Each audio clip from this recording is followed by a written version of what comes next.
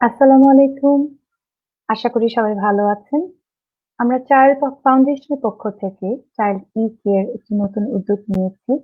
বিশেষ চাহিদা সম্পন্ন শিশুদের পাশে আমরা আছি এবং আমরা থাকব। এবং তারই ধারাবাহিকতায় আমাদের এই উদ্যোগ চাইল্ড কেয়ার। যেখানে আমরা দেশ-বিদেশের বিভিন্ন বিশেষজ্ঞদের নিয়ে আসি এবং আপনার প্রশ্নের উত্তরের মাধ্যমে আপনাদেরকে কিছুটা হলেও সহায়তা করতে চেষ্টা করছি। আমাদের আজকে ৬ নাম্বার এপিসোড এবং আমরা আজকে যেই টপিকটি নিয়ে আলাপ করব সেটা হচ্ছে স্পিচ ডিলে। আমাদের আগেও একটি এপিসোড হয়েছিল স্পিচের উপরে।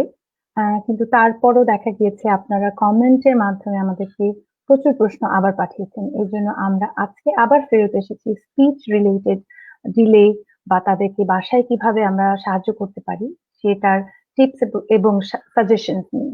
আশা করব যে আপনাদেরকে আজকের এই এপিসোডটা অনেক সহায়তা করবে এবং আমাদের সাথে যিনি আজকে আছেন ফিদা আল শামস। উনি একজন clinical speech and language therapist BTRS. উনার অনেক বছর ধরে অভিজ্ঞতা এই ফিল্ডে এবং তার কাছ থেকে জেনে নিব আপনাদেরই করা প্রশ্নগুলোর উত্তর। আসুন আর দেরি না করে আমরা চলে যাচ্ছি ফিদা ভাইয়ের কাছে। আসসালামু আলাইকুম। ধন্যবাদ। কেমন আছেন ফিদা ভাই? আমি ভালো আছি। আপনারা কেমন আছেন? আছি যেরকম থাকা সম্ভব। পরিস্থিতিটা তো আসলে একদম অন্যরকম। আমরা সবাই বাসায় বন্দী।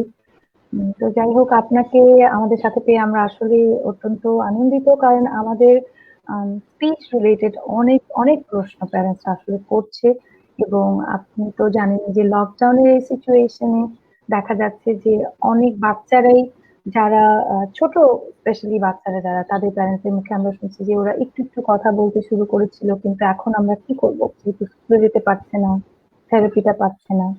তো যাই হোক ওইসব টপিকে যাওয়ার আগে জানতে চাবো যে আপনি কেমন আছেন? আপনার পরিবারের সবাই আশা করি ভালো আছে। আপনি কেমন আছেন এই লকডাউনের সিচুয়েশনে? আল্লাহর রহমতে শারীরিকভাবে আমরা সবাই মোটামুটি ভালো আছি। তারপরেও আসলে আমাদের আমাদের আসলে যেই কাজ, আমরা যে কাজটা করি, আমরা মানুষকে যোগাযোগ দিয়ে দক্ষ করার চেষ্টা করি। আমরা তাদেরকে সামাজিকভাবে দক্ষ করার চেষ্টা করি। আমরা মানুষের খাবার গলদকরণে কোনো সমস্যা থাকলে সেভাবে হেল্প করার চেষ্টা করি।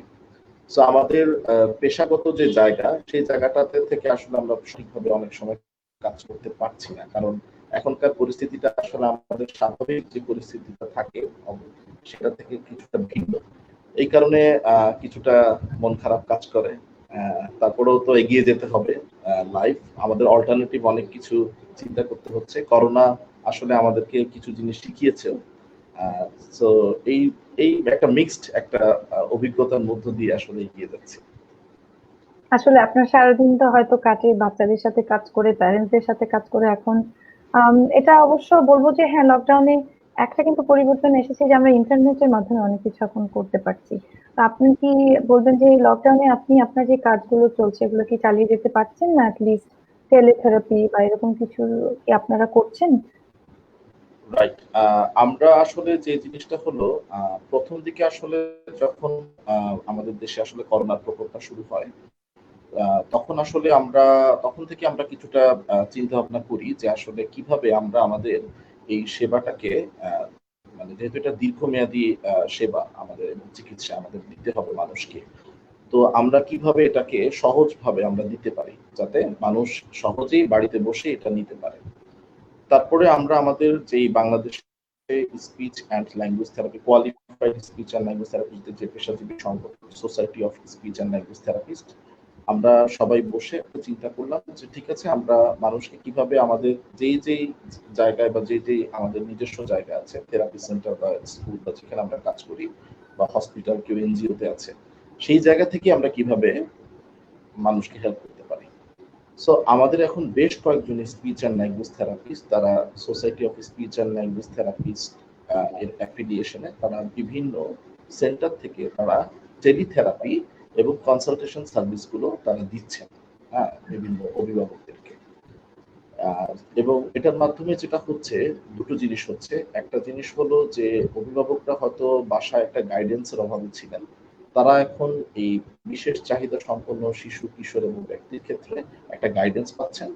আরেকটা বিষয় হলো যে আমাদের মধ্যে এই যে করোনা কালীন সময়ে যে দূরের থেকে যে অনেক অভিভাবক যারা আসলে ঢাকায় আসতে পারছিলেন না বা হয়তো প্রবেশ তাদের সার্ভিসের অ্যাক্সেসিবিলিটি ভাবে ছিল না, তাদের জন্য একটা নতুন পথ খোলা হয়ে গেছে।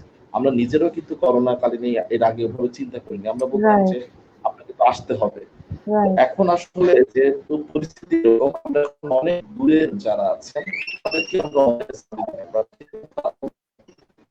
এমনও আছে যে অনলাইনে স্পিচ অ্যান্ড ল্যাঙ্গুয়েজ থেরাপি নিয়ে মা বাবা বাসায় কাজ করাতে দেখা যাচ্ছে সেই বাচ্চাদের স্পিচ কমিউনিকেশন ডেভেলপ হচ্ছে এবং এই মা বাবা তাদের ব্যস্ত কর্মজীবনের কারণে বাচ্চাদেরকে সময় দিতে পারে এই সিচুয়েশনে অনেক সময় বাচ্চাদের সময় দিয়েছেন, সেই ক্ষেত্রে দেখা গিয়েছে যে বাচ্চাদের সাথে তাদের একটা বন্ড, বাচ্চাদের সাথে তাদের একটা কমিউনিকেশন, এই জায়গাগুলোতে আসলে আমাদের কিছু সুবিধা হচ্ছে। আমরা এখন যেটা করছি টেলিথেরাপি সার্ভিসটা দিচ্ছি, পাশাপাশি আমরা যেটা হলো যে সাথে তাদের বিভিন্ন প্রশ্নগুলো শোনা এবং তাদেরকে আমরা আমাদের হোয়াটসঅ্যাপ আছে সেটার মাধ্যমে আমরা তাদেরকে আমরা তাদের ইমেল যারা আমাদের আছে আসলে একটু যান্ত্রিক গোলযোগ হওয়ার কারণে ফিদা ভাইয়ের কথাগুলো শোনা যাচ্ছে না, বাট যে কথাটা ফিদা ভাই বলছিল ওটা আমি একটু যদি যা বুঝতে পারছিলাম, একটা খুব ভালো একটা কথা বলেছে যে দেখা যেত যে আমাদের অনেক কিছু বেশি চাহিদা সম্পন্ন বাচ্চাদের বা ইউথ অ্যাডাল্টের যে সার্ভিসেস গুলো ওগুলো খুব ঢাকা কেন্দ্রিক হয়ে থাকে। সেক্ষেত্রে দেখা যায় ঢাকার বাইরে যে বাবা মারা আছে তারা অনেক অনেক ধরনের সার্ভিসেস গুলো পেয়ে উঠতে পারে না। তো এই করোনাকালীন সময়ে ইন্টারনেটের মাধ্যমে যেটা হচ্ছে যে ঢাকার বাহিরেও যে বাবা মারা আছে তারা কিন্তু অনলাইনে এসে এই কনসালটেশন বা ই থেরাপি গুলো পাচ্ছে। আহ ফিদা ভাই, আপনি কি শুনতে পাচ্ছেন আমার কথা? আপনার কথাটা একটু ডিলে হচ্ছে। তো যাই হোক, আপনার একটা পয়েন্ট আপনি যখন ছিলেন না, আমি আমাদের যারা শুনছে তাদেরকে বলছিলাম যে পয়েন্টটা একটা সুন্দর জিনিস বের হয়ে এসেছে যে ঢাকা কেন্দ্রিক কিন্তু আমাদের অনেক ধরনের থেরাপি গুলোই মেইনলি ঢাকা বেস দেখা যাচ্ছে, বেশিরভাগ থেরাপিস্টরাই ঢাকাতে। এবং এর বাহিরে প্যারেন্টসরা অনেক তাদের ভোগান্তি হয়, কারণ সঠিক কনসালটেশন পাচ্ছে না, থেরাপি পাচ্ছে না। তো এই যেটা বললেন যে লকডাউনের ক্ষেত্রে আমরা একটা জিনিস যেটা পাচ্ছি যে অনলাইনে তারা অনেক কিছুর অ্যাক্সেসটা পাচ্ছে, রিসোর্সের। ভাই, আপনি কি শুনতে পাচ্ছেন আমার কথা? আমি একদম ক্লিয়ার শুনতে পাচ্ছি এবং দেখতে পাচ্ছি। আপনার কথা একটু ভেঙে ভেঙে যাচ্ছে। তো যাই হোক, আপনার কথা শুনে যেটা মনে হচ্ছে সেটাই আমি আবার একটু সবাইকে বলছিলাম।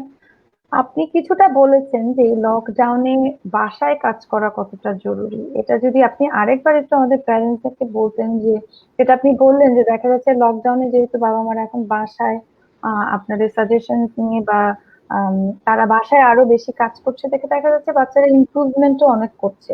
আপনি কি বলবেন যে এই লকডাউনে বাসায় বাবা মাদের বাচ্চাদের সাথে স্পিচ নিয়ে কাজ করাটা কতটা জরুরি, যদি আমাদেরকে একটু বলতেন?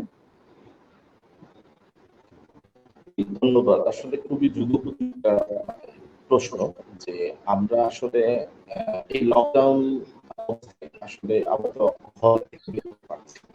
তো আমাদের যারা এই শিশুরা যারা স্কুলে যেত তাদের রুটিনে একটা ঠিক পড়েছে। সো এখন বাড়িতে বসে এই স্পিচের কাজগুলো করানো এবং রুটিন ওয়াইজ দৈনন্দিন জীবনের কাজগুলো তাদেরকে শেখানো, তাদের ক্যাপাবিলিটিটা বাড়ানো, তাদেরকে দক্ষ করে গড়ে তোলা আসলে খুব জরুরি। আসলে আমাদের যে শিশুরা আছে যারা আসলে আর্লি ইন্টারভেনশন নিডস ছিল সেন্টার থেকে থেরাপি তারা কিন্তু হঠাৎ করে ব্রেক পড়ে যায়। তো যেহেতু আমরা বলি আর্লি ইন্টারভেনশন খুব ফিদা ভাই, গুরুত্বপূর্ণ, আপনার তাদের কিন্তু কথাটা একটু ভেঙে ভেঙে আসছে। আপনি কি আমার কথা ঠিক মতো শুনতে পাচ্ছেন? আচ্ছা, আমি আপনার কথা ক্লিয়ারলি শুনতে পাচ্ছি হ্যাঁ, এবং কিন্তু আমি আপনার কথাগুলো একটু ভেঙে ভেঙে আসছে, এই জন্য বুঝতে একটু কিছু কিছু ভাঙা শব্দ শুনতে পাচ্ছি। আর্লি ইন্টারভেনশনের কথা বলছেন। আম, আচ্ছা, এখন আমরা চেষ্টা করি আরেকবার। আপনি কিছু বলে দেখুন। আচ্ছা, আচ্ছা, আমি স্কিলের গুরুত্বটাকে আমি ৩টা পয়েন্টে সহজভাবে অভিভাবকদের কাছে বলছি। আমার এই কথাটা কি শোনা গিয়েছে? কথাগুলো একটু ভেঙে ভেঙে আসছে। আচ্ছা। তো আমি যেটা বলতে চাচ্ছি সেটা হলো যে করোনা পরিস্থিতিতে বাবা মায়েরা স্পিচ ডেভেলপমেন্টের কাজগুলো বাড়িতে করা জরুরি, কারণ যেসব শিশুরা আর্লি ইন্টারভেনশন শুরু করেছিল, যাদের এই লকডাউনের কারণে একটা গ্যাপ পড়লো, তারা যদি বাড়িতে এই আর্লি ইন্টারভেনশনের কাজটা চালিয়ে যান, তাহলে এই সময় বাচ্চারা পিছিয়ে থাকবে না, তারা তাদের ডেভেলপমেন্টের কাজগুলো চলতে থাকবে।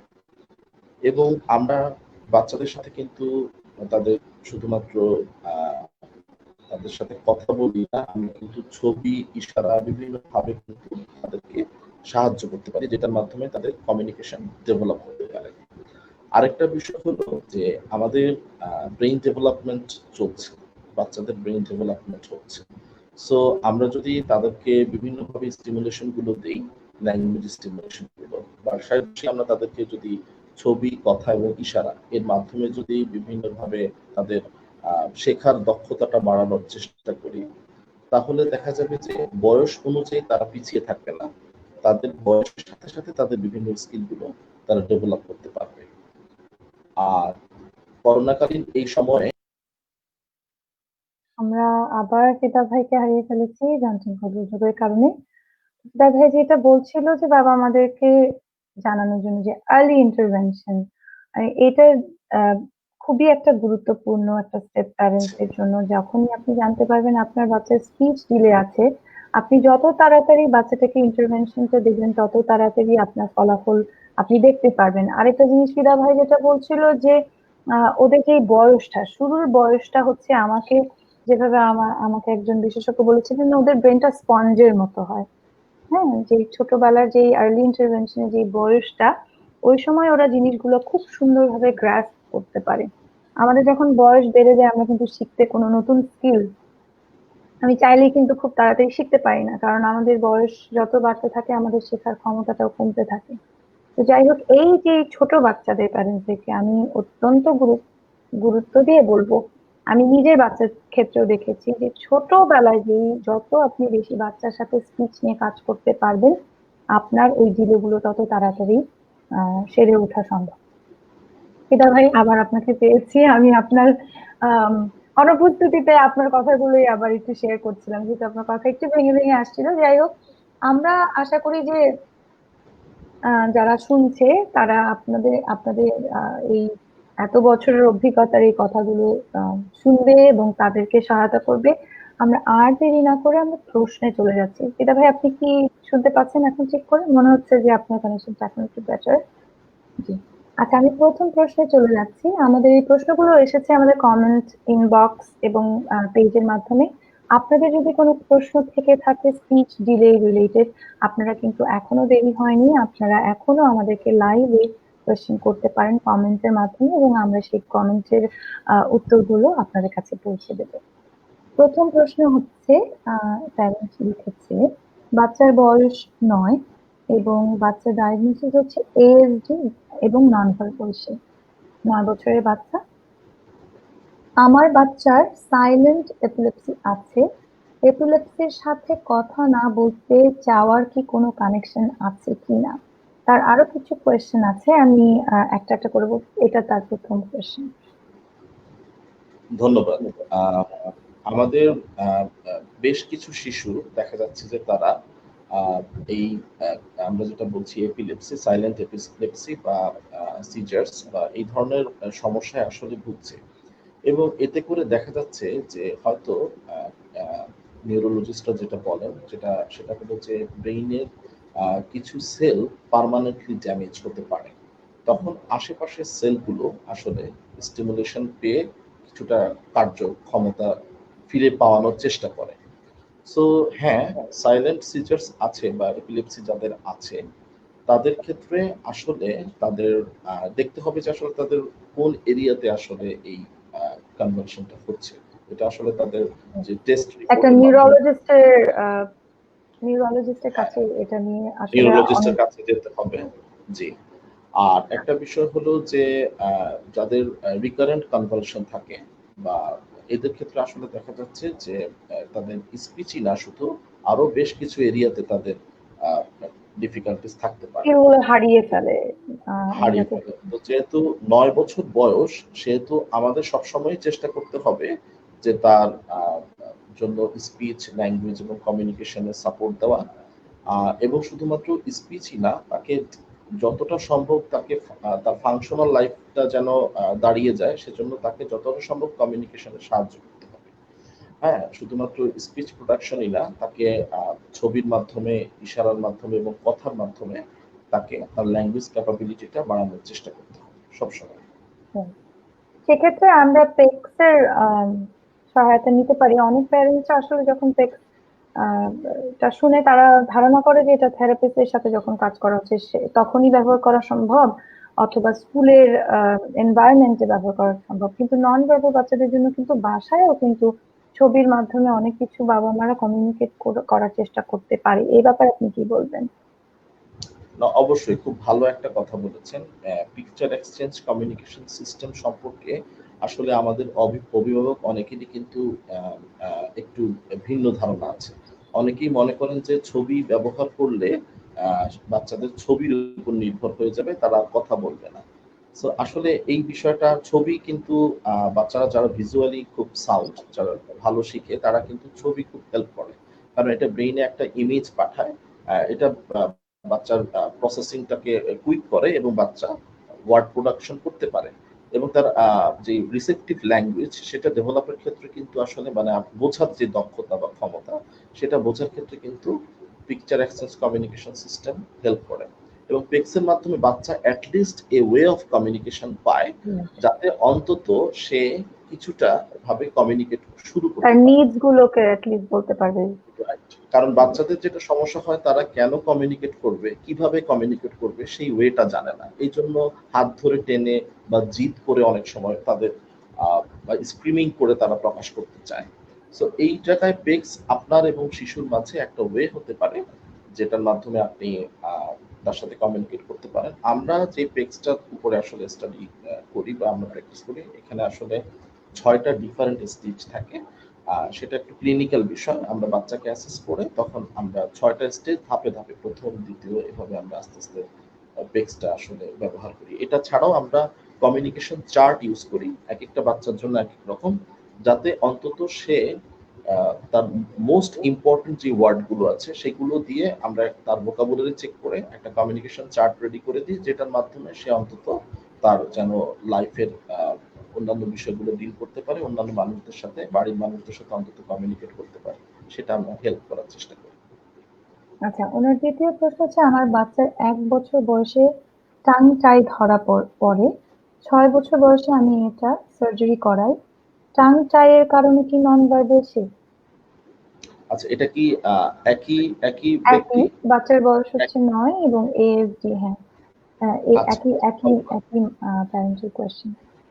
আচ্ছা, টাংটাই বা অ্যাঙ্কাইলোগ্লসিয়া যেটা আমরা বলি, আসলে এটা আমাদের অনেক শিশুর বা অনেক ব্যক্তিরই থাকে। অনেকে এটা নিয়ে সারা জীবন পার করছে, এটাও হয়। সো সাধারণত কথা বলতে না পারলে আমাদের ধারণা হয় যে হয়তো জিহ্বাটা ভারী বা জিহ্বাটা হয়তো আটকে আছে, এটা মনে হয়। আমি যেটা আপনাদেরকে বলবো যে আমরা যেটা দেখছি যে টাং-টাই থাকলেই যে একটা বাচ্চা নন ভার্বাল হবে এমন কোনো সঠিক বৈজ্ঞানিক উপাত্ত পাওয়া যায় না। তবে টাং-টাই থাকার কারণে কিছু কিছু শিশু যাদের স্পিচ ডেভেলপ হয়েছে বা ল্যাঙ্গুয়েজ ডেভেলপ হচ্ছে, তাদের কিছু কিছু শিশুর ক্ষেত্রে আমরা, যেমন আমি একটা উদাহরণ দিই, রিট্রাকটিভ সাউন্ড বলি আমরা, র, এটা কিন্তু টাং ট্রিল করতে হয়। এই সাউন্ড গুলোতে তাদের কিছু সমস্যা থাকতে পারে। বা ব্যাক অফ দ্য টাং, মানে জিহ্বাটাকে পিছনের দিকে নিয়ে যেই উচ্চারণগুলো বা কথার ক্ষেত্রে, এই জায়গাগুলোতে তাদের কিছু অসুবিধা হতে পারে। আদারওয়াইজ আসলে নন ভার্বাল যে হবেই টাংটাই থাকার কারণে, এই ধরনের আসলে খুব সায়েন্টিফিক ব্যাখ্যা আমার কাছে নেই। বাট এটা তো স্পিচ থেরাপিতে অনেক সহায়তা পাওয়া যেতে পারে না হ্যাঁ, এসব ক্ষেত্রে? অবশ্যই, অবশ্যই, অবশ্যই এটা স্পিচ থেরাপির মাধ্যমে সহায়তা করা যেতে পারে। আর এটা যেটা বিষয়, এটা আসলে একজন মেডিসিন স্পেশালিস্ট বা একজন সার্জন, উনি আসলে এটা দেখবেন। তো যদি স্পিচ থেরাপিস্টের কাছে মনে হয় যে এটা বাচ্চার উচ্চারণ এবং অন্যান্য স্পিচ ইস্যুতে বা আর্টিকুলেশনের ক্ষেত্রে কোনো একটা বাধা তৈরি করছে, তাহলে সেই ক্ষেত্রে একটা ইন্টারডিসিপ্লিনারি টিমের মাধ্যমে এটা আসলে সলভ করা যায়। সার্জারি খুব সহজ, এটার পরেই আবার বাচ্চা স্পিচ থেরাপি নিলে ওই সলভ করা যায় সেই সমস্যাটা। তো ওনার শেষ প্রশ্ন হচ্ছে, বাচ্চার আই কন্ট্যাক্ট ঠিক আছে, হিয়ারিং এরও কোনো প্রবলেম নেই, কিন্তু কোনো কিছু প্রয়োজন হলে ইশারা করে, কিন্তু মুখ দিয়ে বলে না। সবকিছু সে বোঝে কিন্তু কথা কেন বলে না? এই প্রশ্নটা আসলে আমি বলবো অনেক প্যারেন্টস আমাদেরকে করে, যে বাচ্চার কথা বলার উৎসাহ কিভাবে বাড়ে, বাচ্চা কথা বলতে চায় না। এই ক্ষেত্রে আপনি কি বলবেন? আচ্ছা, আমি আপনাদেরকে একটা জিনিস বলবো। আমার হাতে একটা কলম আমি দেখাচ্ছি আপনাদেরকে। ধরেন এই কলমটা বাচ্চাটা চাচ্ছে। এখন কলমটা সে কিভাবে চাচ্ছে? সে হয়তো এটাকে কেড়ে নেওয়ার চেষ্টা করছে, অথবা আমার হাত ধরে টানছে, এই কলমটা সে নিবে। কিন্তু বাচ্চারা সাধারণত, আমি একটু অটিজমের সাইড থেকেই বলবো, সাধারণত যেটা হয় যে যেকোনো একটা স্কিল, যেমন এটাকে পয়েন্ট করা বা কোনো একটা সাইন দিয়ে প্রকাশ করা, অথবা মুখে কলম বলা। আমি কিন্তু তিনটা জিনিস বললাম। পয়েন্ট করা মানে ইশারা, বা কোনো একটা আলাদা কোনো সাইন দেওয়া, বা কোনো কলমের ছবি দেখি, আমার কাছে কলমের ছবি দিল, যেটা আপনি পেক্সের কথা বলছেন, আমি তাকে কলমটা দিলাম। এই ধরনের ওয়েগুলোতে তাদের সমস্যা থাকে। আমরা সবসময় বলি কি, তুমি কলম বলো তাহলে দিব, কলম বলো। তো আমরা কিন্তু তাকে কলমটা তার মুখ থেকে যেন বের হয় সেটার দিকে বেশি আমরা মানে চেষ্টা করতে থাকি। হুম, কিন্তু আমি যেটা সহজ করার জন্য বলবো, সবসময় বাচ্চা যদি কমিউনিকেশনের প্রতি আগ্রহী না থাকে, স্পিচের আগে চেষ্টা করতে হবে তাকে কমিউনিকেশনের প্রতি আগ্রহী করানো, তাকে আগ্রহটা বাড়ানো। সেটা আমরা যেটা করতে পারি, যেমন আমার কাছে এই শিশুটা কলম চাচ্ছে, আমি তাকে কলমটা দেওয়ার আগে কিছুক্ষণ থামলাম এবং তার হাতটাকে আমি প্রসারিত করে আমি বললাম যে দাও, কলম দাও। হ্যাঁ, বা আমি তাকে দিয়ে কলমটা পয়েন্ট করালাম তার আঙ্গুলটা দিয়ে, তো করিয়ে আমি তাকে কলমটা দিলাম। অথবা কলমটা আমি একটা নির্দিষ্ট উচ্চতায় রাখলাম যেখানে শিশুটা সহজে কলমটা নিতে পারবে না, তখন তো সে আমার হাত ধরে টানবে। তখন আমি তাকে বলবো যে তুমি কলম চাচ্ছ না, আচ্ছা তোমাকে আমি কলম দিচ্ছি, এই যে নাও তোমার কলম। সো কমিউনিকেশনের যে অপরচুনিটি তৈরি করা, এই সুযোগগুলো আমরা তৈরি করতে পারি যাতে সে কমিউনিকেশনের ব্যাপারে আগ্রহী হয়।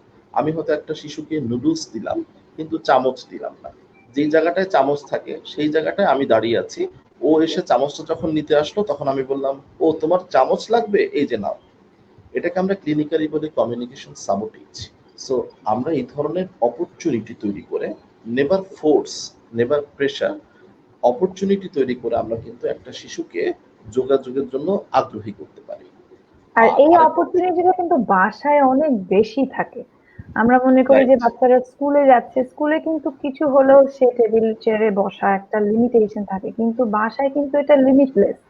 আমরা বিভিন্ন দৈনন্দিন কাজের মধ্যে কিন্তু স্পিচ নিয়ে কাজ করতে পারি। এটা বাবা আমাদের, আমি অ্যাজ এ প্যারেন্ট আমার মনে হয়েছে যে, যেটা বললেন যে খাওয়ার সময় বা গোসল করার সময় বা খেলার সময় আমাদের অপরচুনিটি গুলো কিন্তু বাসায় বেশি স্পিচ নিয়ে কাজ করার জন্য। রাইট। আসলে স্পিচ অ্যান্ড ল্যাঙ্গুয়েজ থেরাপিটা আমার কাছে অনেকে জিজ্ঞেস করেন কি, যে স্যার এটা মানে কতক্ষণ করাবো বা কিভাবে করাবো। সারাদিন আমি সবসময় বলি যে it's a 24 hours right, process. Right.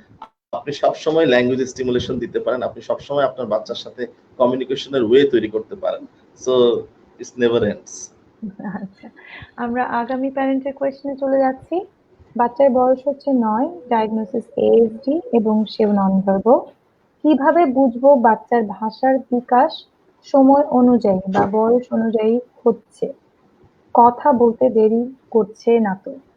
আম, এই জিনিসটা আসলে, এটা নিয়ে আমারও কোয়েশ্চেন আছে, কারণ আমাদের দেখা যায় যে বাচ্চার বয়স যেখানে 9, এখানে আমাদের সব ধরনের যে আম, আমরা ডায়াগ্রাম গুলো দেখি, মাইলস্টোন গুলো দেখি, এগুলো ছোট বাচ্চাদেরকে ঘিরে।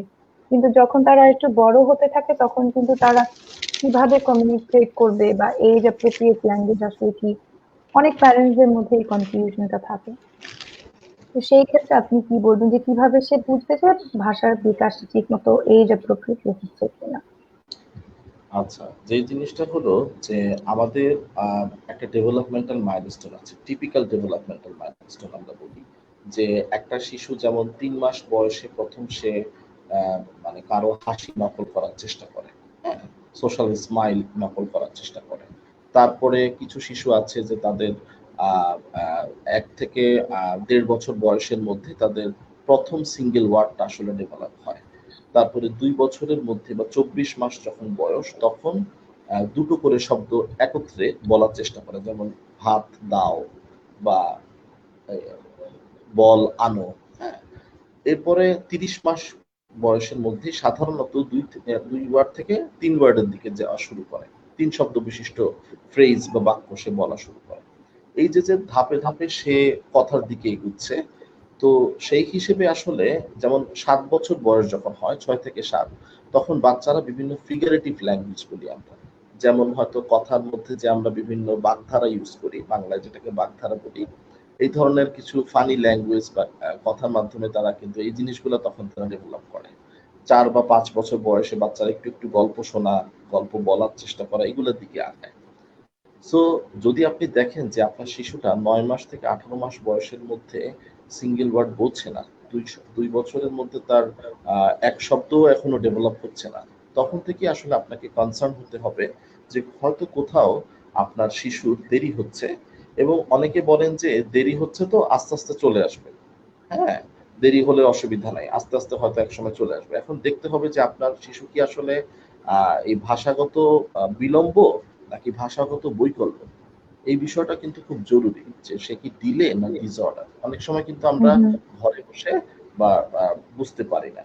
সো যদি ডিসঅর্ডার থাকে তাহলে হয়তো এখানে আরো অনেকগুলো ইস্যু আছে, যে জিনিসগুলো আমাদের মাল্টি প্রফেশনাল বা যারা এই পেশাজীবীরা এটা নিয়ে কাজ করেন তাদের সংস্পর্শে এসে এটার একটা সমন্বিত ব্যবস্থাপনায় যেতে হবে। হুম, আর যদি শুধুমাত্র স্পিচ ডিলে থাকে বা শুধু ল্যাঙ্গুয়েজ ডিলে থাকে diagnosed by speech and language therapist, তো সেই ক্ষেত্রে স্পিচ অ্যান্ড ল্যাঙ্গুয়েজ থেরাপিস্টের তত্ত্বাবধানে থেকে ভাষাগত যে প্রতিকূলতাগুলো আছে সেগুলো কিন্তু দূর করে ধাপে ধাপে, একদিনে না, ধাপে হুম, হুম। ধাপে তার ল্যাঙ্গুয়েজ ডেভেলপমেন্ট করতে হবে। আর ওনার বাচ্চার বয়স যেহেতু ৯ বছর, আমি বলবো যে যেহেতু এখন সে নন ভার্বাল, সো এটাকে এবং তার অটিজম স্পেকট্রাম ডিসঅর্ডার আছে, সো আমি বলবো যে আপনি আপনার শিশুকে যত সম্ভব রিসেপটিভ ল্যাঙ্গুয়েজ ডেভেলপ করার চেষ্টা করা এবং তাকে যত বেশি সম্ভব কমিউনিকেটিভ করে তার লাইফটাকে আরো বেশি যেন ফাংশনাল করা যায়, যাতে সে ভবিষ্যতে আরো স্বাবলম্বী জীবন করতে পারে, সেটার জন্য তাকে যতটা সম্ভব সহযোগিতা করা যায়, এটাই মনে হয় চিন্তা করাটা ভালো হবে। আমরা এর আগের প্রশ্ন এটা নিয়ে একটু কথা বলেছিলাম। তো তার দ্বিতীয় প্রশ্ন হচ্ছে, আমার বাচ্চা কথা বলতে গেলে আটকে যায়, কথা বলার স্বাভাবিক মাত্রা থাকে না, কোন ক্ষেত্রে আমরা এটাকে স্বাভাবিক ভাবে ধরবো বা এটা কি স্টাটারিং বুঝবো? মানে স্টাটারিং এর ডেফিনেশনটা আসলে জানতে চাচ্ছি, যে আটকে আটকে যে যেভাবে বলছে এটা কি স্টাটারিং? আচ্ছা, আমরা যেটা আমাদের স্পিচ অ্যান্ড ল্যাঙ্গুয়েজ থেরাপি ডিপার্টমেন্টে আমরা যেটা ইউজ করি ডিসফ্লুয়েন্সি, মানে এখন বয়সটা দেখতে হবে। সাধারণত বয়স দেখা যাচ্ছে নয়, বয়স নয়। ৯, আম, জি। ৯। আচ্ছা, যদি ৯ বছর বয়স হয়, আমি এখানে একটা ইনফরমেশন দিয়ে রাখি, যেহেতু খুব চমৎকার একটা প্রোগ্রাম আপনারা আয়োজন করেছেন। আমরা অভিভাবকদের উদ্দেশ্যে একটা ইনফরমেশন দিই। সেটা হলো যে যদি আপনার কোনো শিশু সে কথা আটকে যাচ্ছে বা জড়িয়ে যাচ্ছে বা সে মনে হচ্ছে যে নিঃশ্বাসে কষ্ট হচ্ছে এজন্য কথা বলতে পারছে না। একটু ক্রিটিক্যাল সিচুয়েশন আসলেই সে কথায় আটকে যাচ্ছে। এই ধরনের ক্ষেত্রে আপনারা দেরি না করে স্পিচ অ্যান্ড ল্যাঙ্গুয়েজ থেরাপিস্টের পরামর্শ নিতে পারেন। যদি বাচ্চার বয়স ৬ বছরের নিচে হয় তাহলে আমরা লিডকপ প্রোগ্রাম নামে একটা ইন্টারভেনশন ইউজ করি, যেটার মাধ্যমে আমরা একটা শিশুর ডিসফ্লুয়েন্সিটাকে রিডিউস করার চেষ্টা করি। আর ৬ এর উপরে যেহেতু ওনার বাচ্চার বয়স, সেক্ষেত্রে আমি বলবো যে আগে আমরা যেটা করি যে তার ডিসফ্লুয়েন্সি মানে মাত্রাটা কেমন সেটা আমরা দেখি, এটা কি মাইল্ড, মডারেট না সিভিয়ার স্টেজে আছে, এবং আমরা দেখি হলো যে এটা প্রকারভেদ। যেমন একটা আমি যদি একটু উদাহরণ দিয়ে বলি, একটা আছে রিপিটেশন, একটা কথাকে বারবার রিপিট করা। যেমন আমি যদি বলি কাঁঠাল, এটাকে কাঁঠাল কাঁঠাল কাঁঠাল এভাবে অনেকবার রিপিট করা। আরেকটা আছে প্রলংগেশন, কাঁঠাল মানে প্রলং করা। আরেকটা আছে আপনার মানে ব্লক, মানে আপনি বলতে গিয়ে কাঁঠাল আটকে গেলেন। এই যে রিপিটেশন, প্রলংগেশন, ব্লক, কোনটা তার আছে এটা আগে অ্যাসেস করতে হবে, ওইটা অনুযায়ী তাকে চিকিৎসা দিতে হবে। আর হলো যে আমরা যেটা বলি যে ফেশিয়াল গ্রিমেজ বা সেকেন্ডারি কিছু বিহেভিয়ার থাকে, যেমন হয়তো কথা বলার সময় বারবার অন্য একটা সাউন্ড উচ্চারণ করা, অথবা বারবার নাকটাকে এরকম করা বা সামনে পিছনে দুলতে থাকা, এই ধরনের কিছু সেকেন্ডারি বিহেভিয়ার কিন্তু যাদের ডিসফ্লুয়েন্সি থাকে এদের অ্যাসোসিয়েটে সাধারণত থাকে। সো এটাকে সাধারণত এখন বলা হচ্ছে যে যেহেতু এটা একটা ডিসঅর্ডার, ডিসফ্লুয়েন্সির ক্ষেত্রে সবসময় চেষ্টা করতে হবে যে তার ডিসফ্লুয়েন্সির মাত্রাটা যতটা কমানো যায় এবং অল্টারনেটিভ ওয়েতে তাকে কিভাবে ফ্লুয়েন্ট করা যায়। হ্যাঁ, যেই সাউন্ড বা ওয়ার্ডগুলোতে তার ডিসফ্লুয়েন্সি হয় সেই ওয়ার্ডগুলোকে হয় অ্যাভয়েড করে অথবা ওই ওয়ার্ডগুলোকে কিভাবে প্র্যাকটিস করে তার ডিসফ্লুয়েন্সিটাকে রিডিউস করা যায়, এটাই আমরা সাধারণত করি। আর ব্রিদিং এক্সারসাইজ করাই আমরা, যাদের ক্ষেত্রে আসলে শ্বাস প্রশ্বাসের সাথে কিন্তু আপনার স্পিচ প্রোডাকশনের একটা বা ফনেশনের একটা সম্পর্ক আছে। এই জায়গাটা যদি আমাদের মনে হয় যে কারো কোঅর্ডিনেশন প্রপারলি হচ্ছে না, সেই ক্ষেত্রে তার ব্রিদিং প্যাটার্নটাকে কারেকশন করা, এটাও আমরা ডিসপ্লেন্সি পেশেন্টদের ক্ষেত্রে আসলে করি। সো আপনি যেহেতু 9 বছর বয়স আপনার সেহেতু উত্তরগুলো থেকে মনে হচ্ছে যে এগুলো আসলে অনেক ব্যাপার আছে যেগুলো আমরা শুধু রাইট। একটা প্রশ্নের মাধ্যমে বুঝতে পারছি না যে ওর কোন ধরনের ইস্যুটা হচ্ছে, আসলে কেন ওটা হচ্ছে। তো অবশ্যই বলবো যে একজন বিশেষজ্ঞর কাছে কনসাল্ট করা খুবই জরুরি, কারণ আমরা যদি নাই বুঝে উঠতে পারি যে কিভাবে তাকে হেল্প করতে হবে, তাহলে কোনো কোনো ট্রিটমেন্ট মেথডই এফেক্টিভ হবে না। তো আপনি রাইট। আরো কিছু যদি না বলা থাকে আমি কি আগামী প্রশ্নে যাব? আমি একটা ইনফরমেশন দেই শুধু, সেটা হলো যে আপনারা যেটা বাড়িতে আপাতত করতে পারেন সেটা হলো কখনোই এই বাচ্চাটাকে 9 বছরের বাচ্চাটাকে কখনোই তাকে প্রেশার সিচুয়েশনে ফেলা যাবে না, এবং তাকে যে তার যে তোতলামো হচ্ছে এটা নিয়ে তাকে কোনোভাবেই তাকে বা তার যে ডিসপ্লেন্স হচ্ছে এটা নিয়ে তাকে কোনোভাবেই ব্যক্তিগতভাবে তাকে মানে বিপদে ফেলা যাবে না। তাকে আসলে বুঝাতে হবে, তাকে মনে সাহস দিতে হবে। সাধারণত ইন্টারভিউ বা পরীক্ষার সময় এই বাচ্চাদের কিন্তু একটু ভীতি কাজ করে, তাদের ওই সময় স্ট্রেসফুল এটা সিচুয়েশন। স্ট্রেসফুল সিচুয়েশন, এটা কারণ না তোতলামোর, কিন্তু এটা ইনফ্লুয়েন্স করে। তো আচ্ছা, এই যে রিস্ক গুলা সেগুলোকে রিডাকশন করে ধীরে ধীরে হেল্প করলে আসলে অনেকটাই সম্ভব এখান থেকে পরিত্রাণ পাওয়া। ধন্যবাদ। অনেক ধন্যবাদ। আমাদের এরপরের প্রশ্ন হচ্ছে, বয়স বাচ্চার 6, ডায়াগনোসিস আছে এএসডি এবং স্পিচ ডিলে। আমার ছেলে র কে ল বলে, আতো আতো করে কথা বলে, এটা কি ভাষা বিকাশের কোনো সমস্যা? আচ্ছা, র কে র যে ল কে ল বলে, বলে। হ্যাঁ এটা আসলে স্পিচ রিলেটেড। আমরা স্পিচটাকে বলি speech is the production of meaningful sound. So এটা আসলে স্পিচ রিলেটেড সমস্যা, আমি একটু আর্টিকুলেশনের জায়গা থেকে চিন্তা করবো। সো এই জায়গায় আসলে দেখা যাচ্ছে যে আমাদের দেশে না এই কোন সাউন্ডটা কোন সময়ে আসলে উচ্চারণ হওয়া দরকার বেঙ্গলি স্পিকিং চিলড্রেনদের ক্ষেত্রে, এটা নিয়ে আসলে খুব ভালো গবেষণা নাই, হওয়া দরকার। সো এই বিষয়টাতে কোনো ডাটা নাই, তবে আমি যদি ইউকেটটা বলি, যে যুক্তরাজ্যে যেটা, সেটা হলো যে ওদের 7 ইয়ার্স ওল্ডে ওদের আসলে এই রিট্রাক্টিভ যে র সাউন্ড বা ল সাউন্ড এগুলো কিন্তু ডেভেলপ হয়। সো যেহেতু ওনার বাচ্চার বয়স 6 বছর, আমি বলবো যে এখনো চেষ্টা করতে, এটা অনেকেরই সমস্যা। রটা যেহেতু একটু তাড়নজাত ধ্বনি বলি আমরা, এইটা আসলে কিছু রটাকে প্রথমে আইসোলেশন, মানে আগে রটা কিভাবে সে উচ্চারণ করবে এটাকে বিভিন্ন স্টিমুলেশনের মাধ্যমে রটা প্র্যাকটিস করা। তারপরে আমরা বলি যে এটাকে সিলে বলে, মানে রা, রি, রে এভাবে প্র্যাকটিস করা। তারপরে ওয়ার্ডে, যেমন রাত, রাজা, হ্যাঁ, রূপ, তারপরে আপনার ফ্রেজে, তারপরে সেন্টেন্সে, তারপরে কনভারসেশনে, এইভাবে ধীরে ধীরে ধাপে ধাপে আমরা আসলে এগিয়ে যাই। একটা সাকসেসফুল হলে অন্তত 9 আউট অফ 10 যদি হয় সাকসেস, তখন আমরা পরের ধাপে যাই। এইভাবে আমরা আস্তে আস্তে ডেভেলপ করি, এবং আমরা ছবি ইউজ করি। র দিয়ে যে ওয়ার্ড, আমরা একটা ওয়ার্ড লিস্ট করি, ওইভাবে আমরা কিন্তু ছবি ইউজ করে করে চেষ্টা করি যে তাকে হেল্প করা। আমরা অনেক সময় এটাকে বলি আমরা আমরা ডিসক্রিমিনেশন টেস্ট। আমরা অনেক সময় র এবং ল দুটো আলাদা কার্ডের মধ্যে রেখে আমরা বলি যে কোনটা আমি ল বলছি, তুমি পয়েন্ট করো। সো সে আসলে ঠিক মতো ডিসক্রিমিনেট করতে পারছে কিনা র এবং ল এর মধ্যে, সেইটা দিয়েও আমরা কিন্তু তাকে ওই র এবং ল এর ব্যাপারে অ্যাওয়ারনেস ডেভেলপ করি। সো এইভাবে আমরা আসলে র এবং ল এর ক্ষেত্রে হেল্প করার চেষ্টা করি, যাতে সে সঠিকভাবে যে জায়গায় র উচ্চারণ হওয়ার কথা, যে জায়গায় ল উচ্চারণ হওয়ার কথা বলতে পারে। ধন্যবাদ। মানে একবারে বাচ্চাটাকে পুরোটা শব্দটা না দিয়ে ভেঙে ভেঙে যেভাবে ভেঙে সেটা ভেঙে, রাইট, ভেঙে স্টেপ বাই ভেঙে স্টেপ। স্টেপ বাই স্টেপ কাজ করলে ভালো হবে। আচ্ছা, আগামী প্রশ্ন হচ্ছে, বাচ্চার বয়স 10, সে বাবা মা নানা সিঙ্গল ওয়ার্ড ছাড়া কিছুই বলতে পারে না।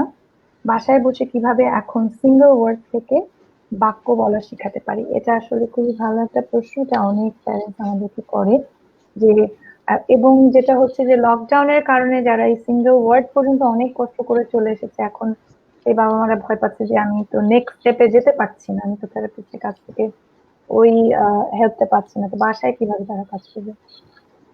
আচ্ছা, ধন্যবাদ। খুবই চমৎকার একটি প্রশ্ন। দেখেন, যদি সিঙ্গেল ওয়ার্ড থাকে, যেমন আমরা 18 মাস বয়সের একটা শিশুর ক্ষেত্রে আমরা বলি যে তার যদি সিঙ্গেল ওয়ার্ড থাকে তাহলে মিনিমাম 8 থেকে 10টা সিঙ্গেল ওয়ার্ড সে বলতে পারে কিনা। এখানে এক্সপ্রেসিভ ভোকাবুলারির একটা ব্যাপার আছে। সো আগে দেখতে হবে 10 বছর বয়স হিসেবে সে যেহেতু শুধুমাত্র সিঙ্গেল ওয়ার্ড বলে, অবশ্যই এটা যেহেতু এখানে ডায়াগনোসিস উল্লেখ করা নাই, স্পিচ ডিলে। সো এই জায়গার ক্ষেত্রে দেখতে হবে যে সে আসলে কতটা সিঙ্গেল ওয়ার্ড বলে, এবং সিঙ্গেল ওয়ার্ড কি শুধুমাত্র নাউন কেন্দ্রিক, মানে বাবা মা নানা এটাই বলে, নাকি এখানে ভার্ব আছে, মানে মাঝে মধ্যে খাবো বলে, যাবো বলে বা দাও বলে। সো নাউন কতটুকু বলে, ভার্ব কতটুকু বলে, এই বিষয়গুলো আমরা দেখবো। আর এরপরে আমরা চেষ্টা করব যে তাকে সিঙ্গেল ওয়ার্ডটা যদি আমাদের স্যাটিসফ্যাক্টরি লেভেলে আসে, তারপরে আমরা চলে যাব ডাবল ওয়ার্ডে। যেমন আমরা হয়তো একটা বাংলাতে আমরা যেটা বলি, একটা নাউনের সাথে একটা ভার্বকে আমরা অ্যাড করি। ভাত খাবো, বল দাও। এইভাবে আমরা ছবির মাধ্যমে, একটা ছবিতে ভাত খাচ্ছে এটা দেখিয়ে আমরা কিন্তু একটা শিশুকে হেল্প করতে পারি 2 শব্দ বিশিষ্ট বাক্য বলার ক্ষেত্রে। এজন্য মাঝে মধ্যে আমাদেরকে একটু কথা বলার সময় থামতে হবে, থেমে শিশুটাকে ভাত খাবো, বল দাও, এভাবে স্টিমুলেশন দিতে হবে। তাহলে হয়তো সে বলার ব্যাপারে একটু আগ্রহী হবে। আমরা অনেক সময় যে শিশুরা দেরিতে কথা বলে, তাদের কি এটা কি ওইটা কি অনেক কোশ্চেন করি, আমরা শুধু তাদের মুখ থেকে কথা শুনতে চাই। তো এই জায়গাটা আমি বলবো যে আপনারা বাচ্চাদেরকে অতিরিক্ত প্রশ্ন না করে আপনারা বাচ্চাদেরকে আহ তাদের নাউন এবং ভার্ব গুলো বাড়ানোর চেষ্টা করবেন, এবং 2 শব্দে কথা বলার প্র্যাকটিস করবেন, এবং 2 শব্দের আগে কখনোই 3 শব্দে যাবেন না। এটা অবশ্যই একটা ধাপের বিষয়। সে 2 শব্দে কথা বলতে পারলে আমরা পরে স্টেপ দিলাম। আচ্ছা, আগামী প্রশ্ন হচ্ছে, আমার বাচ্চার বয়স 10 বছর, এখন পর্যন্ত মুখ দিয়ে কোনো কিছু বলে না। তার কি আদৌ কোনো স্পিচ আসবে কিনা? ভাষা বিকাশের জন্য আমাদের করণীয় কি কি? কিভাবে ভাষার ডেভেলপ করতে পারি? আচ্ছা, প্রফেশনাল ইথিক্স হিসেবে কোনো বাচ্চার স্পিচ আসবেই না, আসার সম্ভাবনা নাই বা আসবেই, এটা আসলে আমরা ওভাবে কখনো বলতে পারি না। আমাদের কাজ হলো সবসময়, একজন স্পিচ অ্যান্ড ল্যাঙ্গুয়েজ থেরাপিস্টের কাজ কিন্তু শুধুমাত্র স্পিচ ডেভেলপমেন্ট না, তার কাজ হলো একটা শিশু কিশোর এবং ব্যক্তিকে তার অবস্থা অনুযায়ী তাকে কমিউনিকেশনে হেল্প করা, যাতে ওই কমিউনিকেশন দিয়ে সে একটি সেফ এবং ইন্ডিপেন্ডেন্ট লাইফ লিড করতে পারে। এটা আমাদের মেইন গোল থাকে। সো আপনার শিশু যেহেতু 10 বছর বয়স এবং সে এখনো কথা মিনিংফুলি বলতে পারছে না বা হচ্ছে না, সো আমি বলবো যে শুধুমাত্র স্পিচকে, যেটা আমি একটু আগে বলছিলাম, যে শুধুমাত্র কথাকে টার্গেট না করে তাকে অন্যান্য ফাংশনাল কাজেও ইনভলভ করা উচিত, এবং তার সাথে অ্যাটলিস্ট একটা ওয়ে অফ কমিউনিকেশন ডেভেলপ করা, সেটা পেক্স হতে পারে, সেটা হুম, কমিউনিকেশন চার্ট হতে পারে, এএসি বলি আমরা, অল্টারনেটিভ অগমেন্টেটিভ কমিউনিকেশন, সেটা হতে পারে। যদি সে কিছু সিম্পল সাইন ল্যাঙ্গুয়েজের উপরে সে ভালো দক্ষতা থাকে, সেটা হতে পারে। সো এইভাবে আমরা আসলে তাকে হেল্প করতে পারি, আমার মনে হয় এটা বেটার হবে। আর আরেকটা ইনফরমেশন আমি দিয়ে রাখি, আমাদের ব্রেইনের যেই এরিয়াটা সাইন বোঝা এবং এক্সপ্রেস করার ক্ষেত্রে হেল্প করে, সেই এরিয়াটাই কিন্তু স্পিচ প্রোডাকশনের জন্য হেল্প করে। সো আমরা ছবি বা ইশারা নিয়ে কাজ করা মানেই বাচ্চা কথা থেকে পিছিয়ে আসবে না, এটা আরো কথাকে অ্যাসিস্ট করে। আসলে আমরা মনে করি যে মুখ থেকে আওয়াজ করে সেন্টেন্স করাটাই ভাষা। আমাদের কিন্তু আকার ইঙ্গিতে আমরা বোঝাতে পারি, যেটা বলেন। আর আমাদের আনফরচুনেটলি বাংলাদেশে যেটা আমি মনে করি খুবই একটা ল্যাকিং হচ্ছে, আমরা বিভিন্ন বিদেশে যে উন্নত দেশগুলো দেখি যে কিছু কিছু ডিভাইস আছে, ওখানে অ্যাসিস্টেড ডিভাইসের মাধ্যমে নন ভার্বাল বাচ্চারা, অ্যাডাল্টরা কথা কমিউনিকেট করতে পারে, যেখানে কিছু ছবি দেওয়া থাকে, সেটা তারা ক্লিক করলেই একটা বাক্য তৈরি করতে পারে। তো যাই হোক, আমাদের অবশ্যই ওই রিসোর্সের লিমিটেশনটা আছে, কিন্তু বাবা মাদেরকে যেটা রিকোয়েস্ট করবো যে বাচ্চাটা ওর সবচেয়ে গুরুত্বপূর্ণ নিড গুলো কমিউনিকেট করতে পারছি কিনা সেটার উপর আমাদের সবচেয়ে বেশি ফোকাস করা উচিত।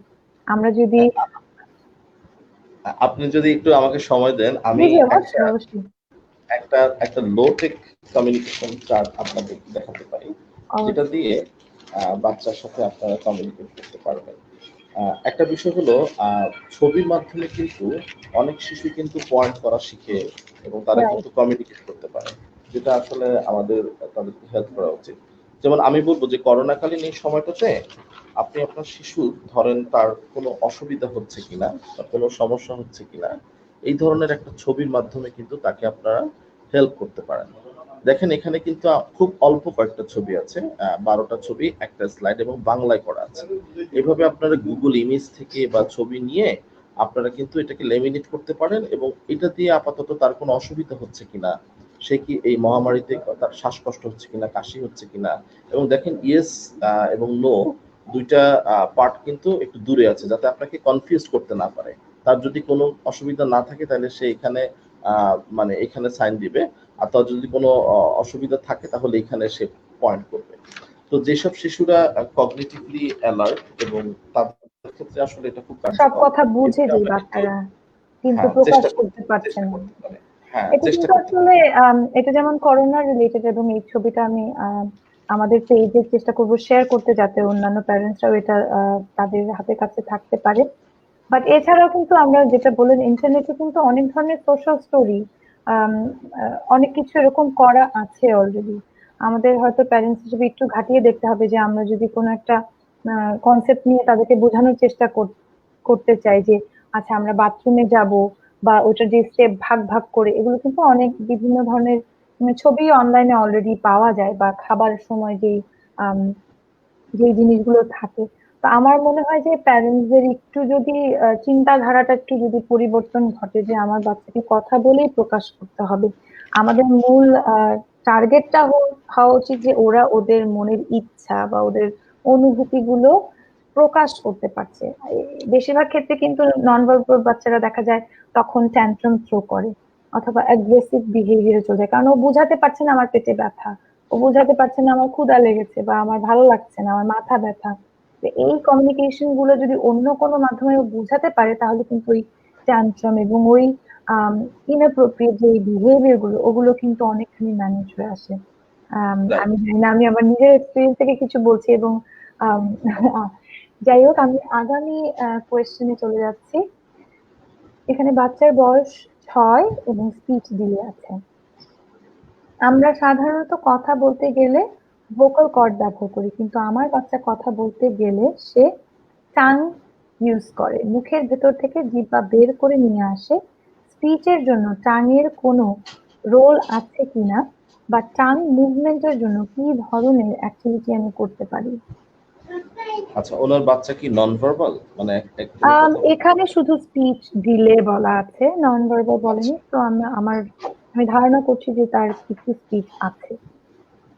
আচ্ছা, আমিও বাচ্চার সেটাই বয়স বলতে 6। চাচ্ছি। 6 বছর বয়স, আচ্ছা। সো 6 বছর বাচ্চার বয়সের বাচ্চা যদি 3টা করে শব্দ দিয়েও বাক্য বলে, তাহলেও কিন্তু স্পিচ ডিলে। সো আমরা আসলে তার এখনকার কি অবস্থা, সে আসলে কত ওয়ার্ড বলে, সে কি ফ্রেজ লেভেলে আছে না সেন্টেন্স লেভেলে আছে, তার কমান্ড ফলোর স্কিল কেমন, এগুলো জানি না। সো তার ল্যাঙ্গুয়েজের ক্ষেত্রে ডিটেলস ইনফরমেশনটা আমরা দিতে পারছি না। তবে যে ইনফরমেশনটা আমি দিব, যে আমাদের কিন্তু কথা বলতে হলে ভোকাল কর্ডের কোনো বিকল্প নাই। ভোকাল কর্ডের ভাইব্রেশনের মাধ্যমে, এটা একটা এরকম একটা লেফট এবং রাইট একটা ভোকাল কর্ড থাকে, যেখানে আপনার ভোকাল ফোল্ড গুলো এরকম ভাইব্রেশনের মাধ্যমে আসলে ফোনেশন হয় এবং সেখান থেকে সাউন্ড প্রডিউস হয়। সো আমরা বলবো যে টাঙ্গের রোল আছে, কিন্তু টাংটা একটা স্পিচ অর্গান। হ্যাঁ, সো এখানে যে কোনো সাউন্ড, যে কোনো ফনেশন করতে হলে আপনার ভোকাল ফোল্ড, ভোকাল কর্ড কিন্তু ফাংশন করতে হবে, আদারওয়াইজ হবে না। তো জিহ্বার যে রোলটা, সেটা হলো যে আমরা জিহ্বা দিয়ে কিন্তু আমাদের অনেকগুলো সাউন্ড উচ্চারণ করি। যেমন আপনি যদি দাদা বলতে চান, হ্যাঁ, তাহলে কিন্তু আপনার যে আহ, দাঁত আছে সেটার সাথে কিন্তু জিহ্বার স্পর্শ ছাড়া আপনি দাদা বলতে পারবেন না। আপনি যদি প্যালাটাল সাউন্ড, যেমন টাটা বলতে চান, টাটা যেটা, এই টাটা যেটা আমরা দেই, এই টাটা কিন্তু আপনি জিহ্বা মানে আমাদের টিপ অফ দ্য টাং বলি আমরা, জিহ্বার অগ্রভাগকে আপনি তালুতে লাগানো ছাড়া কিন্তু উচ্চারণ করতে পারবেন না। সো জিহ্বাটা জিভটা খুবই গুরুত্বপূর্ণ। এইটা আসলে আমাদের বিভিন্ন আমাদের যে তালু, আমাদের যে দাঁত, আমাদের যেই আমরা বলি গাম মানে আমাদের যেই মাড়ি আছে, এই জায়গাগুলোতে আসলে আমরা ইউজ করে কিন্তু আমরা বিভিন্ন সাউন্ড প্রডিউস করি। সো জিহ্বার রোল আছে। আর একটা বিষয় হলো যে আমাদের এই জিহ্বার এক্সারসাইজ আমরা করি অনেক সময়। যেমন আপনার মনে করেন জিভটাকে সামনে বের করা, তারপরে পিছনে নেওয়া, তারপরে জিভটাকে ঠোঁটের উপরে লাগানোর চেষ্টা করা, ডানে বামে সে নিতে পারছে কিনা, বা আমরা বলি যে ঠোঁটের চারপাশে জিভটাকে সে ঘোরাতে পারছে কিনা। এটাতে আমরা জিহ্বার বিভিন্ন মুভমেন্ট গুলো দেখি এবং তার জিহ্বার স্ট্রেংথ গুলো দেখি। সো আর এই এক্সারসাইজ গুলো তো বাসায় অনেক ক্ষেত্রে করা সম্ভব। আপনি কি কিছু হ্যাঁ, সাজেশন বা টিপস দিতে পারবেন যে যেরকম আপনি বললেন যে জিহ্বার যে ব্যাপারটা, আমরা যদি বাচ্চাদেরকে একটু আইসক্রিমও লাগিয়ে দিই, দেখা গেল বাচ্চাটা লিক করার চেষ্টা করছে, তো বাসায় আমরা অনেক ক্রিয়েটিভ ভাবে কিন্তু এই এক্সারসাইজ গুলো নিয়ে আসতে পারি। Right, right. এবং একটা যেমন দেখেন আল্লাহ, আল্লাহ এখানে জিহ্বাটা কিন্তু ওই গামে লাগছে। সো সেই রাইট, ক্ষেত্রে আমরা যদি আমাদের ভিতরে এই জায়গাটা একটু মধু লাগিয়ে দেই এবং বলি যে রাইট, তুমি তোমার জিহ্বাটা ওই জায়গাটায় নাও, তো সে কিন্তু এটা ট্রাই করবে। ওভাবে কিন্তু রাইট। আমরা তাকে দেখাতে পারি। আবার আমরা কিন্তু এই এইটার একটা ছবি তুলতে পারি। এই ছবিটা হুম। দিয়ে তাকে দেখাতে পারি। কারণ সে আমরা ফিদা ভাইকে আবার একটু হারিয়ে ফেলেছি। আশা করবো উনি চলে আসবেন খুব শীঘ্রই।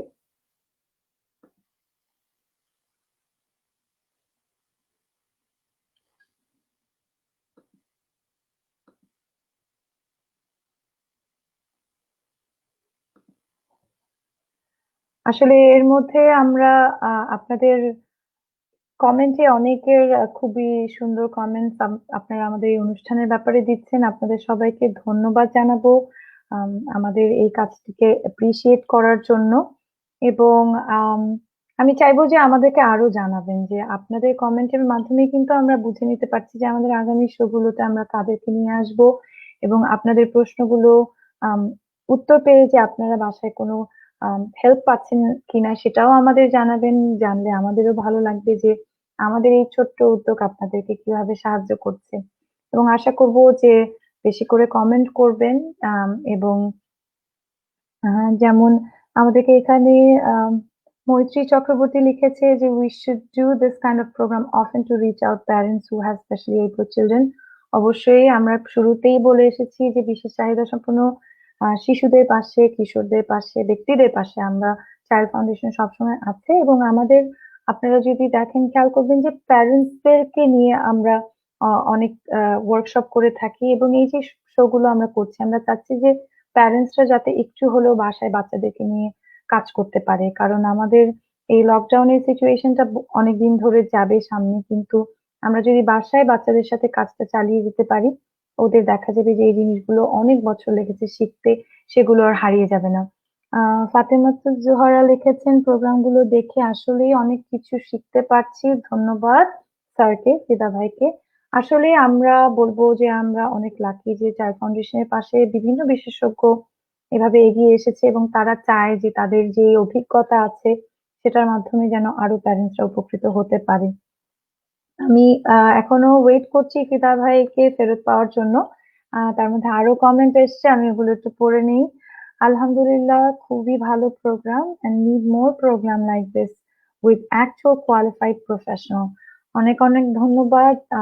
আমরা চেষ্টা করব যে আসলেই কোয়ালিফাইড এবং প্রফেশনালদেরকেই আনতে, কারণ দেখা যায় আমরা প্যারেন্টসরা কিন্তু যাদের স্পেশালি বাচ্চা আছে তারা কিন্তু সব সময় আম, চেষ্টা করি যে আমাদের বাচ্চাকে বেস্ট পসিবল রিসোর্সেস গুলা কোথা থেকে নিয়ে আসতে পারবো। সে কারণে অবশ্যই চাইল্ড ফাউন্ডেশন এটা ইনশোর করে যে যাদেরকে আপনাদের সামনে আমরা নিয়ে আসবো তারা তাদের এরিয়া থেকে অবশ্যই বহু বছরের তাদের অভিজ্ঞতা, এবং তাদের আরেকটা জিনিস যেটা বলবো, ফিদা ভাই আমাদের সাথে চলে এসছে, তাদের কিন্তু আসলে খুব কাইন্ড হার্ট আছে যে আপনাদের জন্য কাজ করা, আপনাদের সামনে আপনাদেরকে সাহায্য করার জন্য রিসোর্স গুলো যাতে তুলে ধরতে পারে। তারা কিন্তু সবাই এই চেষ্টা করছে নিজ নিজ জায়গা থেকে। ফিদা ভাই আপনি ছিলেন না, তো আমরা একটু আলাপ করছিলাম যে আমাদের কমেন্টস গুলো এসছে, সবাই খুবই আসলে অ্যাপ্রিসিয়েট করছে এবং বলছে যে অনেক কিছু তারা শিখতে পারছে আপনার অ্যান্সারের মাধ্যমে। এই জন্য আবার আপনাকে পেয়ে গেলাম। আমি আর দেরি না করে প্রশ্নে চলে যাচ্ছি। আপনার ফিদা ভাই শুনতে পাচ্ছেন ঠিক করে? ফিদা ভাই, আপনাকে আমি শুনতে পাচ্ছি না। দেখতে পাচ্ছি, শুনতে পাচ্ছি না। ফিদা ভাই, আপনি একটু আনমিউট করে নিতে হবে। আপনি মিউট করা আছেন।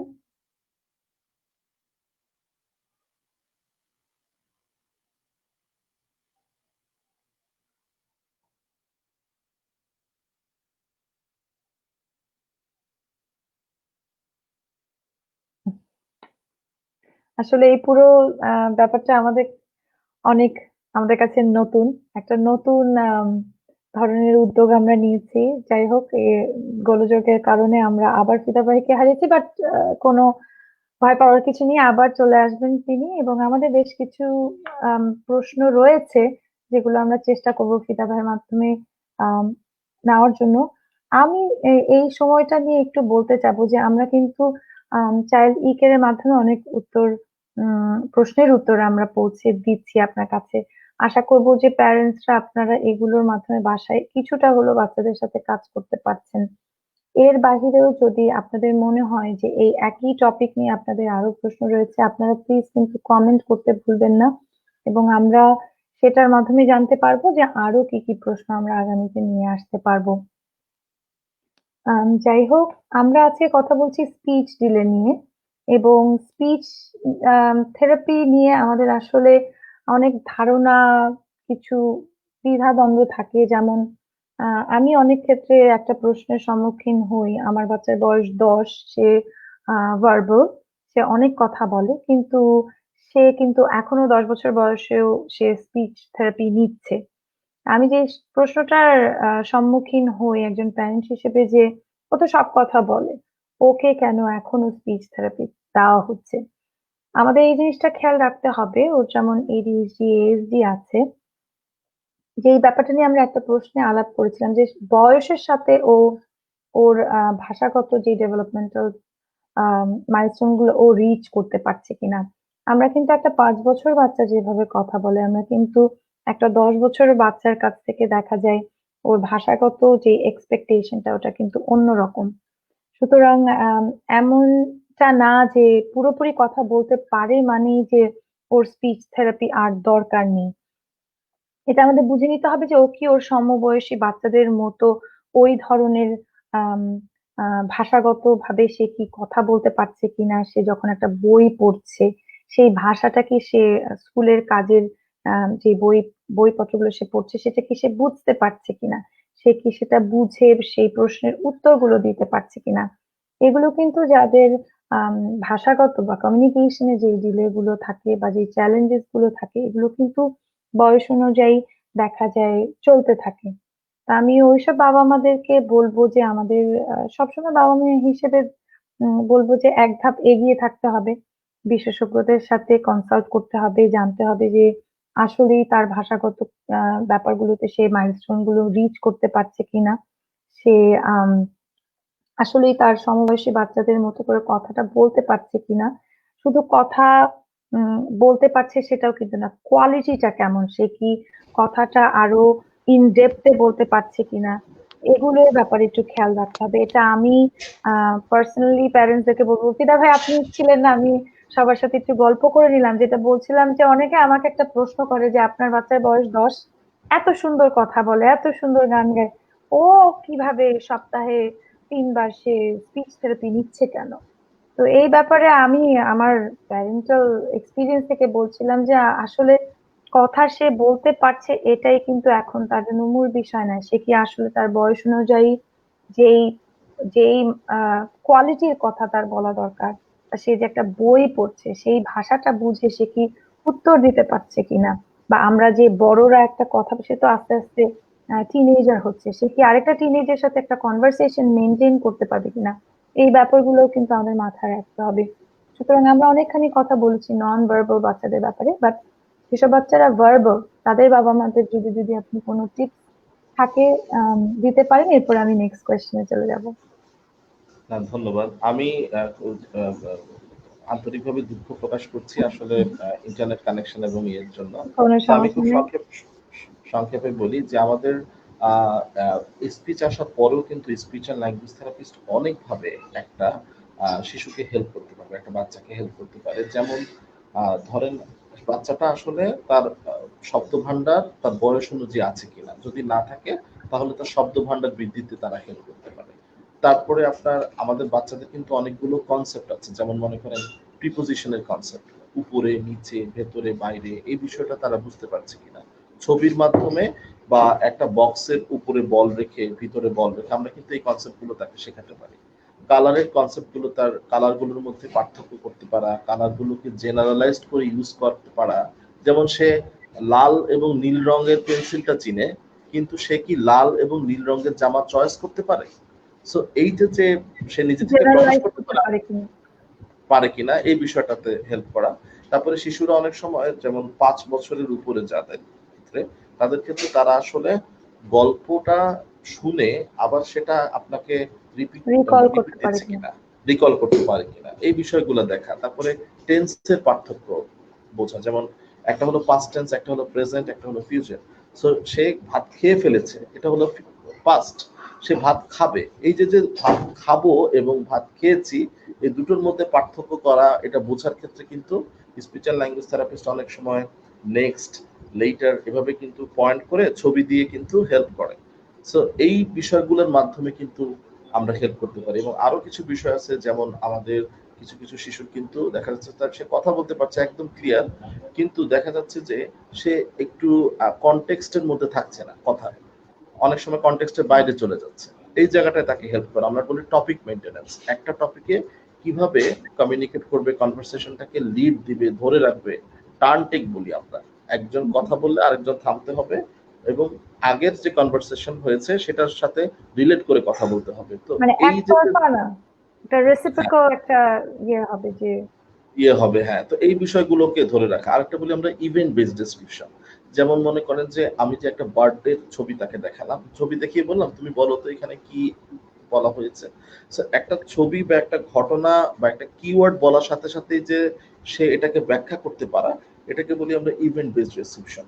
তারপরে বিভিন্ন দুর্ঘটনা হলে, যেমন অ্যাক্সিডেন্ট হলে এই সময় আমরা কি করব, তারপরে কারেন্ট চলে গেলে, লোডশেডিং হলে এই সময় আমরা কি করব, এই যে যে বিষয়গুলো, এগুলোকে ডেমনস্ট্রেট করতে পারার দক্ষতা, এগুলো নিয়ে কিন্তু স্পিচ অ্যান্ড ল্যাঙ্গুয়েজ আবার থেরাপিস্ট কাজ নিজের ইমোশন গুলো, যে তুমি যখন মন খারাপ হয়ে গেল, সেটা মানে এগুলো আসলে আমাদের বুঝতে হবে ওদের কমিউনিকেশনে যে ব্যাপারটা, এটা সবচেয়ে বেশি গুরুতর, যে ওদের নিজের ভিতরকার শুধু কথা বলতে পারে না, অ্যাপ্রোপ্রিয়েটলি যাতে অনেক এক্সপ্রেস। বিষয় আছে। অনেক এবং বিষয় আছে। ফ্রেন্ডশিপ গড়ে তোলা, পিয়ার রাইট, রিলেশনশিপ করা। হ্যাঁ, রাইট, কারণ সামাজিক দক্ষতা বৃদ্ধির জন্য আপনার এটার কোনো বিকল্প নাই। So right. কিভাবে আমরা আমাদের মনের কথাটা আরেকজনকে জানাবো, এই বিষয়টার ক্ষেত্রে কিন্তু টিনেজারদের সাথে আমরা কিন্তু কাজ করি, যে কিভাবে মনের ভেতরের বিষয়গুলো আমরা আরেকজন পছন্দের মানুষকে জানাবো, এটার ক্ষেত্রে কিন্তু কমিউনিকেশন স্পেশালিস্ট বা স্পিচ অ্যান্ড ল্যাঙ্গুয়েজ থেরাপিস্টদের রোল আছে। এই ক্ষেত্রে বলবো বাবা মাদের যাদের একটু বড় বাচ্চারা আছে, তারা যেন একটু সাবধানতা মেনটেন করে, যে আমরা ওর কথা বলতে পারলো, এখন আর ওই ধরনের হেল্প হয়তো লাগবে না, এটা যেন আমরা না চিন্তা করি। যাই হোক, আমি আরেকটা প্রশ্নে চলে যাচ্ছি। আমাদের আরো বেশ কিছু প্রশ্ন আছে এবং লাইভ থেকেও কিছু প্রশ্ন আছে। আমি তাড়াতাড়ি করেই বলছি। আমার বাচ্চা আগে কথা বলার সময় পুরো বাক্য বলতে পারতো, কিন্তু এখন সে সিঙ্গেল ওয়ার্ড বলে। যেমন আমি ভালো আছি না বলে আমি বলে, আর কথা বলতে গেলে কিছু সময় নেয়, তারপরে কথা বলে। এখন কি তার ভাষা ঠিক মতো ভাবে আগাচ্ছে কিনা, যেটা আসলে আমাদের সবারই একই ভয়, যে দেখা গেলো আগে যে স্কিলটা ছিল সেটা হারিয়ে যাচ্ছে, এবং আগে সে একটা বাক্যে কথা বলতো, এখন একটা সিঙ্গেল ওয়ার্ডে চলে গেছে। আচ্ছা, বাচ্চার বয়সটা সম্ভবত উল্লেখ আম, করেন। আমি বয়সটা বলতে পারবো, বয়সটা হচ্ছে 6, এবং ওর স্পিচ ডিলে প্রায় আছে। আচ্ছা, যদি বাচ্চাটা আগে বাক্য পর্যন্ত বলতে পারতো, এখন শুধু এক শব্দে কথা বলে, তাহলে আমি বলবো যে এখানে অনেক বেশি সতর্ক হতে হবে। এবং আমাদের আবার, যেহেতু সে আগে ওয়ার্ড বলতে পারতো, সেই ওয়ার্ডগুলোকে রিগেইন করার জন্য আমাদের কিন্তু আবার চেষ্টা করতে হবে। এবং তাকে আপনার বিভিন্নভাবে হেল্প করতে হবে, তাকে বিভিন্ন সিচুয়েশন ধরে ধরে তাকে কথা শেখানো, এবং তার সাথে ওই সে এখন যে স্টেজে আছে এক শব্দ, সেখান থেকে আবার ২ শব্দ ৩ শব্দ এভাবে যেতে হবে। আমরা কিন্তু আগেই বাক্য দিয়ে শুরু করতে পারবো না, না ওই তো এত বড় বাক্য বলতো, আমরা কিন্তু ওভাবে যেতে পারবো না। ও এখন যেখানে আছে সেখান থেকে আবার তাকে, যাতে আর পিছিয়ে না যায়, ওখান থেকে আবার শুরু করতে হবে। আর আমরা আরেকটা জিনিস বলি যে সিমেন্টিক্স, সিনট্যাক্স, প্রাগমেটিক্স, আমরা কয়েকটা ভাগে ভাগ করি ল্যাঙ্গুয়েজের কম্পোনেন্ট গুলোকে। যেমন একটা ছুরি দিয়ে আমরা কেক কাটি, তারপরে আপনার চামচ দিয়ে আমরা খাই। এই যে যে একটা অবজেক্টের একটা ফাংশন, হ্যাঁ, এই ফাংশন গুলো সম্পর্কে তাদেরকে ধারণা দেওয়া, একটা শব্দ কিভাবে গঠন হয়, এখানে যে গ্রামারের বিষয় আছে সেই বিষয়গুলো সম্পর্কে তাদেরকে ধারণা দেওয়া। সো এইভাবে কিন্তু আমরা তাদের বেসটাকে গড়ে তুলতে পারি।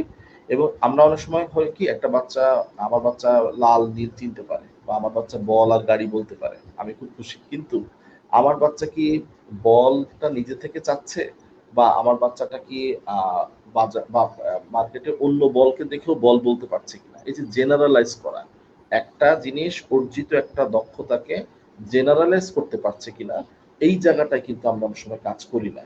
হ্যাঁ, তো এই জায়গাটায় কাজ করলে আমার মনে হয় ধাপে ধাপে আবার ল্যাঙ্গুয়েজটাকে রিগেইন করা সম্ভব। তবে ৬ বছরের বাচ্চার ক্ষেত্রে এই বিষয়টা কেন হলো, এটার পিছনে কোনো নিউরোলজিক্যাল কজ আছে কিনা, এটার জন্য হয়তো আমাদের অন্য বিশেষজ্ঞের পরামর্শ নিতে হবে, যে এটা কি আসলে নিউরোলজিক্যাল কোনো কেন বিষয়। হলো এই রিগ্রেশনটা কেন হচ্ছে? কারণ জি, অনেক ক্ষেত্রে দেখা যায় বাচ্চাদের রিগ্রেশন হয়ে থাকে, এবং এটা যেটা বলে নিউরোলজিক্যাল কারণ হতে পারে, এবং আমাদের অবশ্যই সেক্ষেত্রে বিশেষজ্ঞদের কাছ থেকে জেনে নিতে হবে। আমি আরেকজন প্যারেন্ট আমাদেরকে ৬টি প্রশ্ন করেছে। আমরা চেষ্টা করছি যে সবারই প্রশ্নের উত্তর দিই, এবং আমাদের লাইভেও কিছু প্রশ্ন এসে, এটা একই প্যারেন্টের কাছ থেকে আসা প্রশ্নগুলো আমি একে একে বলে যাচ্ছি। আমার বাচ্চার আর জিহ্বা ছোট থাকার কারণে কি সে স্পষ্ট কথা বলতে পারে না? আচ্ছা। আলজিহ্বা একেবারেই নেই, কিন্তু সে খুব স্পষ্ট কথা বলছে, এরকম অভিজ্ঞতা কিন্তু আমার আছে। সো আলজিহ্বার সাথে আসলে স্পিচের খুব ডাইরেক্ট কোনো রিলেশন আসলে পাওয়া যায় না। আলজিহ্বা নাও থাকতে পারে, আমরা বলি বিফিট বাইফিট ইভুয়েলা, মানে আলজিহ্বাটা চেরা থাকে মাঝখানে। হ্যাঁ, এটা এটা একটা মানে বার্থ ইফেক্ট আমরা বলতে পারি। সো এদেরও কিন্তু আসলে স্পিচ থাকতে পারে। আমরা আসলে স্পিচের ক্ষেত্রে আসলে আমাদের একটা কোঅর্ডিনেশনের ব্যাপার আছে। এটা শুধু নির্দিষ্ট একটা আলজিহ্বা বা একটা জিহ্বা সাথেই কিন্তু সম্পৃক্ত না।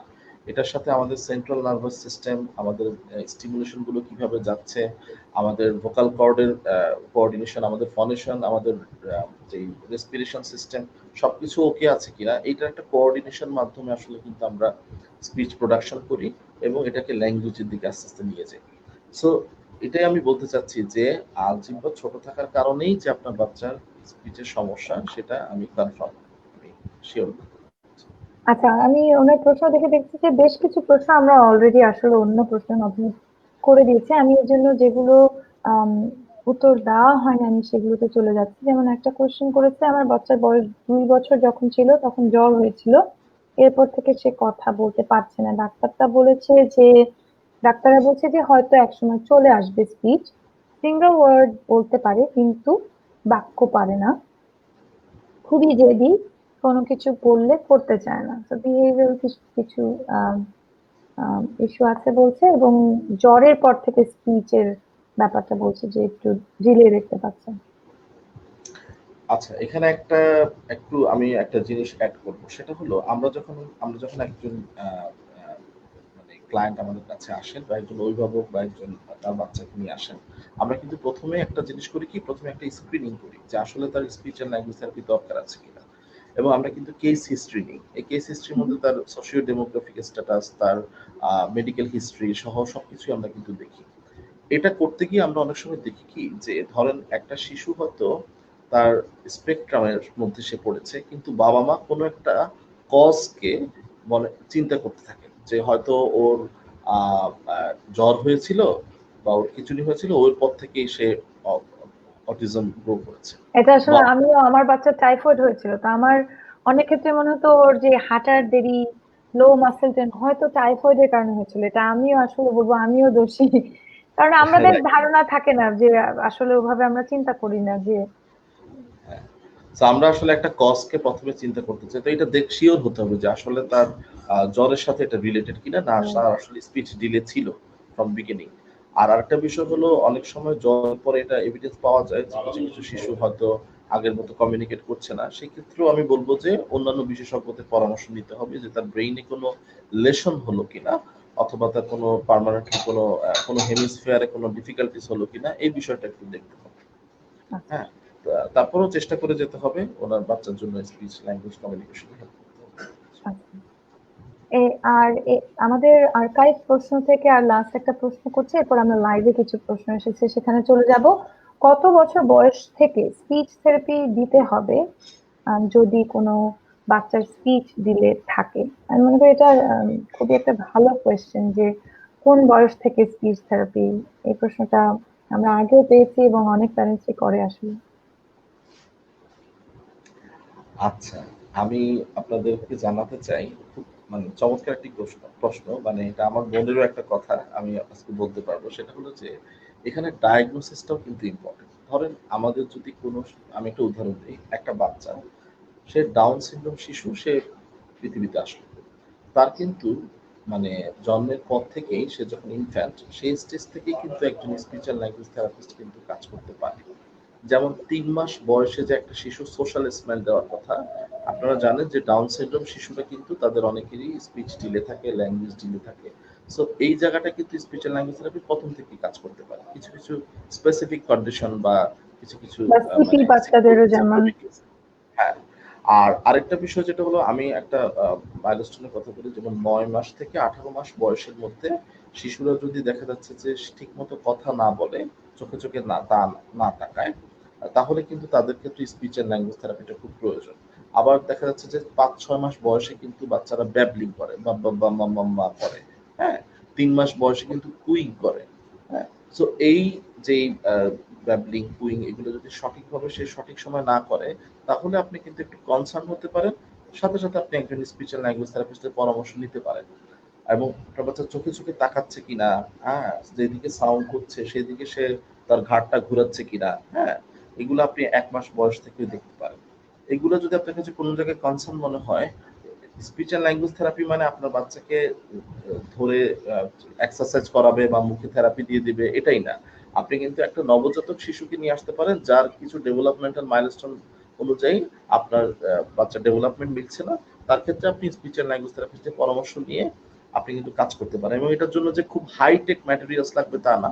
আপনার যেসব বাচ্চাদের বয়স ১ বছরের নিচে, তাদের ক্ষেত্রে ঝুনঝুনি, ছোট ball, colourful toys, sound making toys, যেগুলো শব্দ হয়, এগুলো দিয়েও কিন্তু টেকনিক্যাল স্পিচ থেরাপিস্ট হেল্প করে। আসলে একটা ইংলিশ আছে, স্পিচ থেরাপি দেখলে আমার অনেক ক্ষেত্রে মনে হয় খেলা করছে থেরাপিস্টরা, ছোট বাচ্চাদের তো খেলার রাইট, মাধ্যমে আসলে শেখায় খেলার যখন। মাধ্যমে শেখাতে হবে।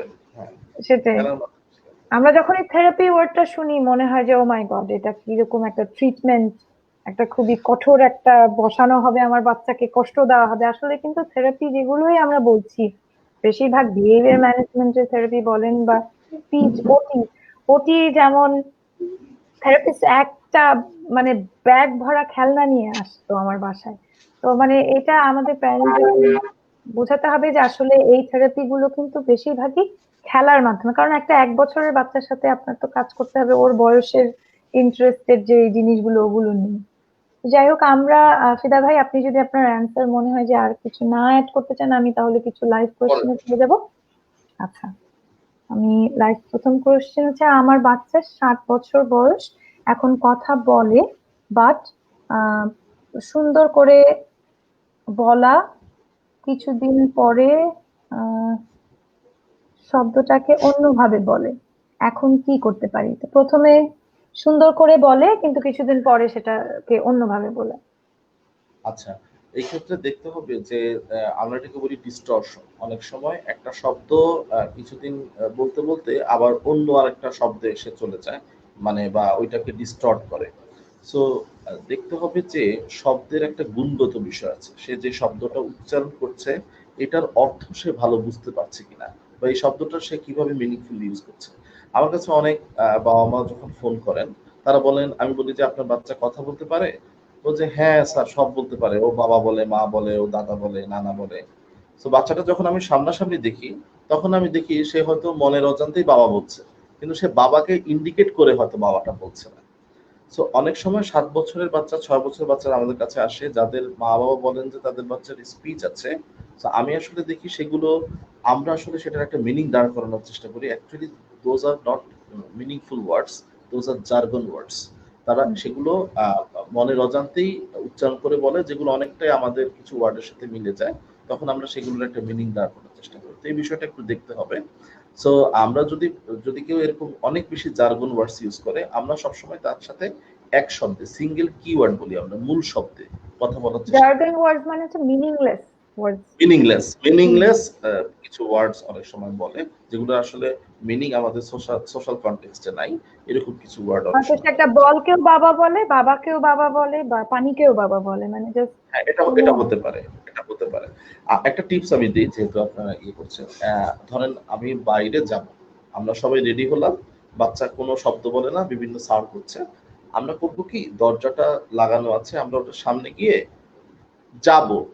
আমরা এখন যাব। এই যে যাব ওয়ার্ডটার উপর আমরা ফোকাস করছি এবং বারবার একটা ওয়ার্ডই বলছি। এটা অনেক সময় বাচ্চা কিওয়ার্ড হিসেবে নেয়, মূল শব্দ হিসেবে নেয়। বাচ্চা হেল্প হয় কথা বলার ক্ষেত্রে। আর কিছু কিছু বাচ্চার মানে ইমিডিয়েট ইমিটেট করার স্কিল ভালো থাকে, তাদের ক্ষেত্রে এই স্কিলটা খুব কাজ করে, এই অ্যাক্টিভিটিটা। আর যাদের ইমিডিয়েট ইমিটেশন হয় না, সাথে সাথে অনুকরণ করতে পারে না, তাদের ক্ষেত্রে আসলে আমাদের আরো কিছু বিষয় ডেভেলপ করে নিতে হবে, যাতে সে সাথে সাথে কথা বলতে পারে। আর আমি তো বলবো এই বাচ্চার ক্ষেত্রে অবশ্যই বিশেষজ্ঞের পরামর্শ নেওয়া উচিত, যে আসলে অন্য কোনো আন্ডারলাইনিং ডায়াগনোসিস আছে কিনা, আছে কিনা। জি। সেটা জানা অবশ্যই জরুরি। আমি নেক্সট প্রশ্নে চলে যাচ্ছি। আমার বাচ্চা অনেক সাউন্ড করে, কথা বলতে চায় না, হাইপার হয়ে যায়, কথা স্পষ্ট না, কি করতে পারি? অনেক ভালো লাগছে আপনাদের প্রোগ্রাম, অনেক অনেক ধন্যবাদ। আসলে আমাদের এই তথ্যগুলো যদি আপনাদের বাড়িতে আপনাদের শিশুদের পরিচালনায় একটু হলেও সহযোগিতা করে, তাহলে আসলে আমাদের এই প্রোগ্রামে সার্থক। আসা সার্থক হবে। জি। ধন্যবাদ আপনাকে। খুব সুন্দর একটা প্রশ্ন করেছেন, যে আপনার সাউন্ড করে কথা বলতে চায় না, হাইপার হয়ে যায়। আচ্ছা, দেখতে হবে আপনার, কথা আমরা একটু স্পষ্ট না। বলি যে ভলিউম। আমাদের অনেক শিশু আছে যে কথা বলা শুরু করে, কিন্তু ভলিউমটা একটু লো থাকে। সো সেই ক্ষেত্রে তাকে ভলিউম ডেভেলপ করার ক্ষেত্রে তাকে আমরা একটা প্যারামিটার দেখাই, যে দেখো তুমি এখন যে কথা বলছো, এখন তুমি 10-এ 2, আরেকটু জোরে সাউন্ড করো, তখন আমরা ভিজুয়ালি তাকে দেখাই যে একটা গ্রাফ যাচ্ছে 2 থেকে 3-এ, 4-এ, 5-এ। সো এইভাবে আমরা কিন্তু তাকে অ্যালার্ট করতে পারি, অ্যাওয়ার করতে পারি যে তার ভলিউমটা যে জায়গায় আছে সেই জায়গায় আমরা ভালো শুনতে পাচ্ছি না।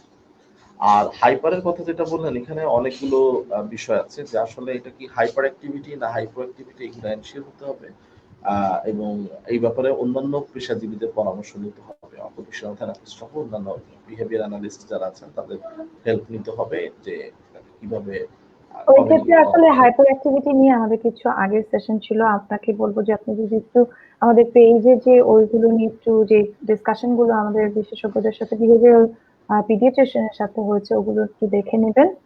আর আরেকটা যেটা বললো ফিদা ভাই, যে এই এক্ষেত্রে যেসব প্যারেন্টসদেরই আসলে ডায়াগনোসিসটা জানা নেই, আমি বলবো যে আমরা কিন্তু কোনো ট্রিটমেন্ট প্ল্যানে যাওয়ার আগে জানতে হবে বাচ্চাটার মূল সমস্যাটা কোথা থেকে হচ্ছে। এটা খুবই জরুরি যে আমরা জেনে নিই।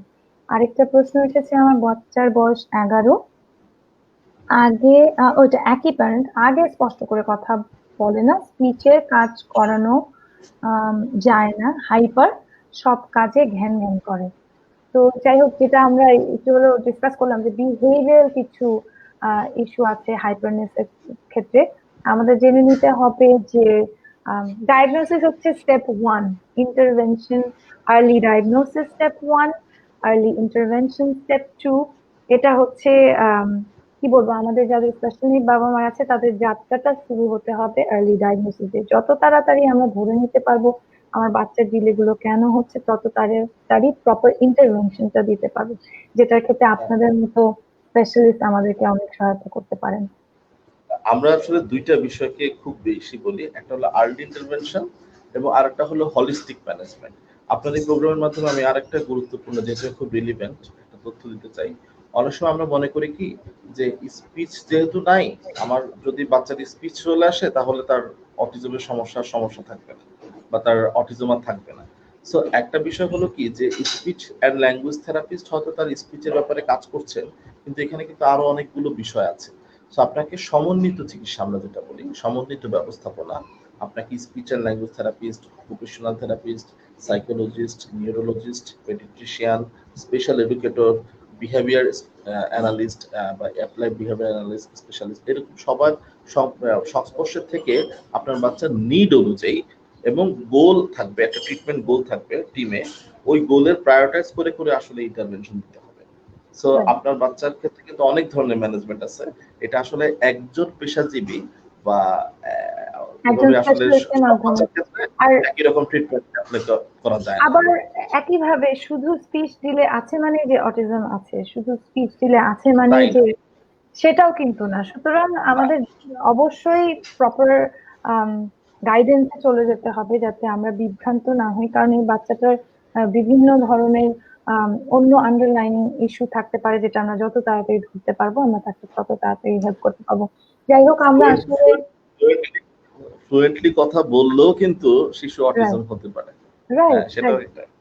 কারণ অটিজম অবশ্যই একটা মাত্রায় হয়। তো যাই হোক, আমরা অবশ্যই আশা করব যে চাইল্ড ই কেয়ারের এই অনুষ্ঠানটা সবার ভালো লেগেছে। আমরা শেষে চলে এসেছি। ফিদা ভাই, আপনি যদি চাইল্ড ফাউন্ডেশনের ই কেয়ারের ব্যাপারে কিছু বলতে চান বা কোনো যারা শুনছে তাদেরকে যদি কোনো কোনো মেসেজ, শেষ মেসেজ বলবো না, কারণ অবশ্যই চাবো আপনি বারবার আমাদের সাথে যোগ দেন এবং প্যারেন্টসদেরকে এই এত মূল্যবান তথ্যগুলো দিতে পারেন। তো যাই হোক, আপনি যদি কিছু বলতেন আমাদেরকে। আমি যেহেতু প্রোগ্রামের শেষে চলে এসেছি, সবার শেষে আমি আপনাদেরকে ধন্যবাদ জানাচ্ছি যে চাইল্ড কেয়ার প্রোগ্রামটা আমি ব্যক্তিগতভাবে সবসময় দেখি, কারণ এটার মাধ্যমে আমাদের যে দেশ এবং বিদেশের যে পেশাজীবীরা আসছেন, তারা কিন্তু আসলে তাদের এক্সপার্ট নলেজগুলো আমাদের সাথে শেয়ার করছেন, যেটা আসলে আমি ঘরে বসেই কিন্তু আমরা কিন্তু অনেকগুলো কনসালটেশন পাচ্ছি। সো এটার মাধ্যমে কিন্তু একজন অভিভাবক নিজেও অনেক বেশি সচেতন হতে পারছেন, অনেক কিছু তারা জানতে পারছেন। এটা খুবই একটা ভালো উদ্যোগ আপনারা নিয়েছেন, এজন্য আমি আপনাদেরকে অন্তরের অন্তঃস্থল থেকে ধন্যবাদ জানাচ্ছি। আর একটা বিষয় হলো, আমি আমাদের যে association society of speech and language therapist, তাদের সাথে চাইল্ড ফাউন্ডেশন কাজ করছে। আমি আমি আশা করি যে আমরা খুব ভালো কিছু আমাদের দেশের জনগণকে, আমাদের মানুষদেরকে দিতে পারবো। আপনারা আমাদের সাথেই থাকবেন। আর একটা জিনিস আমি বলবো যে চাইল্ড ফাউন্ডেশনের যে উদ্যোগটা গ্রহণ করেছে, এই উদ্যোগের সাথে আরেকটা বিষয় আছে যে আমাদের আসলে প্রচুর সচেতন হতে হবে, যে আমাদের দেশে আসলে অটিজমের ব্যাপারে হয়তো প্রচুর অ্যাওয়ারনেস হচ্ছে, সেটা ঠিক আছে, এটার একটা ভালো দিক আছে। আবার আরেকটা বিষয় হলো অটিজম স্ল্যাং ওয়ার্ড হিসেবে কিন্তু অনেকে ইউজ করছে, বা এটা আসলে অনেক ভিন্নভাবে ব্যবহার হচ্ছে। তো আমি বলবো যে সব শিশু যারা ওই যে আপনি যেটা বললেন যে দেরিতে কথা বলা মানেই কিন্তু অটিজম না, আর অটিজমই একমাত্র আমাদের সমস্যা না।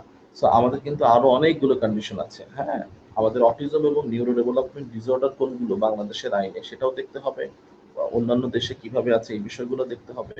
তারপরে একটা শিশু যে শুধু উচ্চারণের সমস্যা, তারও কিন্তু স্পিচ থেরাপি লাগে। আমরা অনেক সময় মনে করি কি আমার বাচ্চা তো অটিজম নাই, বা আমার বাচ্চা তো কানে শুনে, ওর এই থেরাপি লাগবে না। So as a speech and language therapist আমরা বলবো যে তার কি ডিলে, ডিসঅর্ডার, না তার কি কোনো ধরনের অসুবিধা আছে কিনা সেগুলো ডায়াগনোসিস হওয়া, দ্রুত ডায়াগনোসিস, যেটা আপনি বললেন আর্লি ডায়াগনোসিস হওয়া দরকার এবং আর্লি ইন্টারভেনশন হওয়া দরকার, তাহলে আপনারা আসলে সঠিক সমাধানটা পাবেন। আর স্পিচ অ্যান্ড ল্যাঙ্গুয়েজ থেরাপিস্ট আপনাদের পাশে আছে। আমাদের society of speech and language থেরাপিস্টের একটা ফেসবুক পেজ আছে, সেই society of speech and language therapist, এই পেজে গেলে বেশ কয়েকজন স্পিচ অ্যান্ড ল্যাঙ্গুয়েজ থেরাপিস্টের প্রোফাইল আছে, ওখানে কন্ট্যাক্ট নাম্বার আছে, আপনারা তাদের থেকে অনলাইনে সেবাটা নিতে পারবেন। আর চাইল্ড ফাউন্ডেশন তো সবসময় আছে, বিভিন্ন পেশাজীবীদের সাথে তাদের যোগাযোগ আছে, তারাও আপনাকে সরাসরি হেল্প করতে পারবে। ধন্যবাদ। ফিদা ভাই, আপনাকে এবং আপনার অ্যাসোসিয়েশনে যারা আছে, আপনারা যারা স্পিচ থেরাপিস্টরা আছেন, যারা এত সুন্দরভাবে কাজ করছেন, অভিভাবকদেরকে সাহায্য করছেন, বাচ্চাদের সাথে কাজ করছেন, চাইল্ড ফাউন্ডেশনের তরফ থেকে আপনাদের এই কি বলবো, এত সুন্দর কাজের জন্য ধন্যবাদ। এই লকডাউনের ভিতরেও বিভিন্ন মানসিক চাপের ভিতরে আপনারা পাশে এসে দাঁড়িয়েছেন, সেটার জন্য আমাদের তরফ থেকে আপনাদেরকে ধন্যবাদ এবং আশা করবো যে সবসময় আমাদের পাশেই থাকবেন। আর আর আপনাকে আটকে রাখছি না। আহ, যারা শুনলেন আজকে আমাদের এই কেরিয়ার সেশন, আশা করব যে আপনাদের ভালো লেগেছে। আমরা চেষ্টা করছি আপনাদের পাশে থাকার জন্য এবং বিশেষ চাহিদা সম্পন্ন বাচ্চাদের পাশে, তাদের পরিবারের পাশে আমরা সবসময় আছি। আমাদেরকে কমেন্ট এবং লাইক দিতে ভুলবেন না। আমাদেরকে জানাতে ভুলবেন না যে আপনারা আ কাদেরকে চাচ্ছেন আগামীতে দেখতে। আমরা চেষ্টা করব আপনাদের কাছে সেই বিশেষজ্ঞ দেশ-বিদেশের আম এক্সপার্টদেরকে আপনাদের সামনে তুলে ধরার জন্য।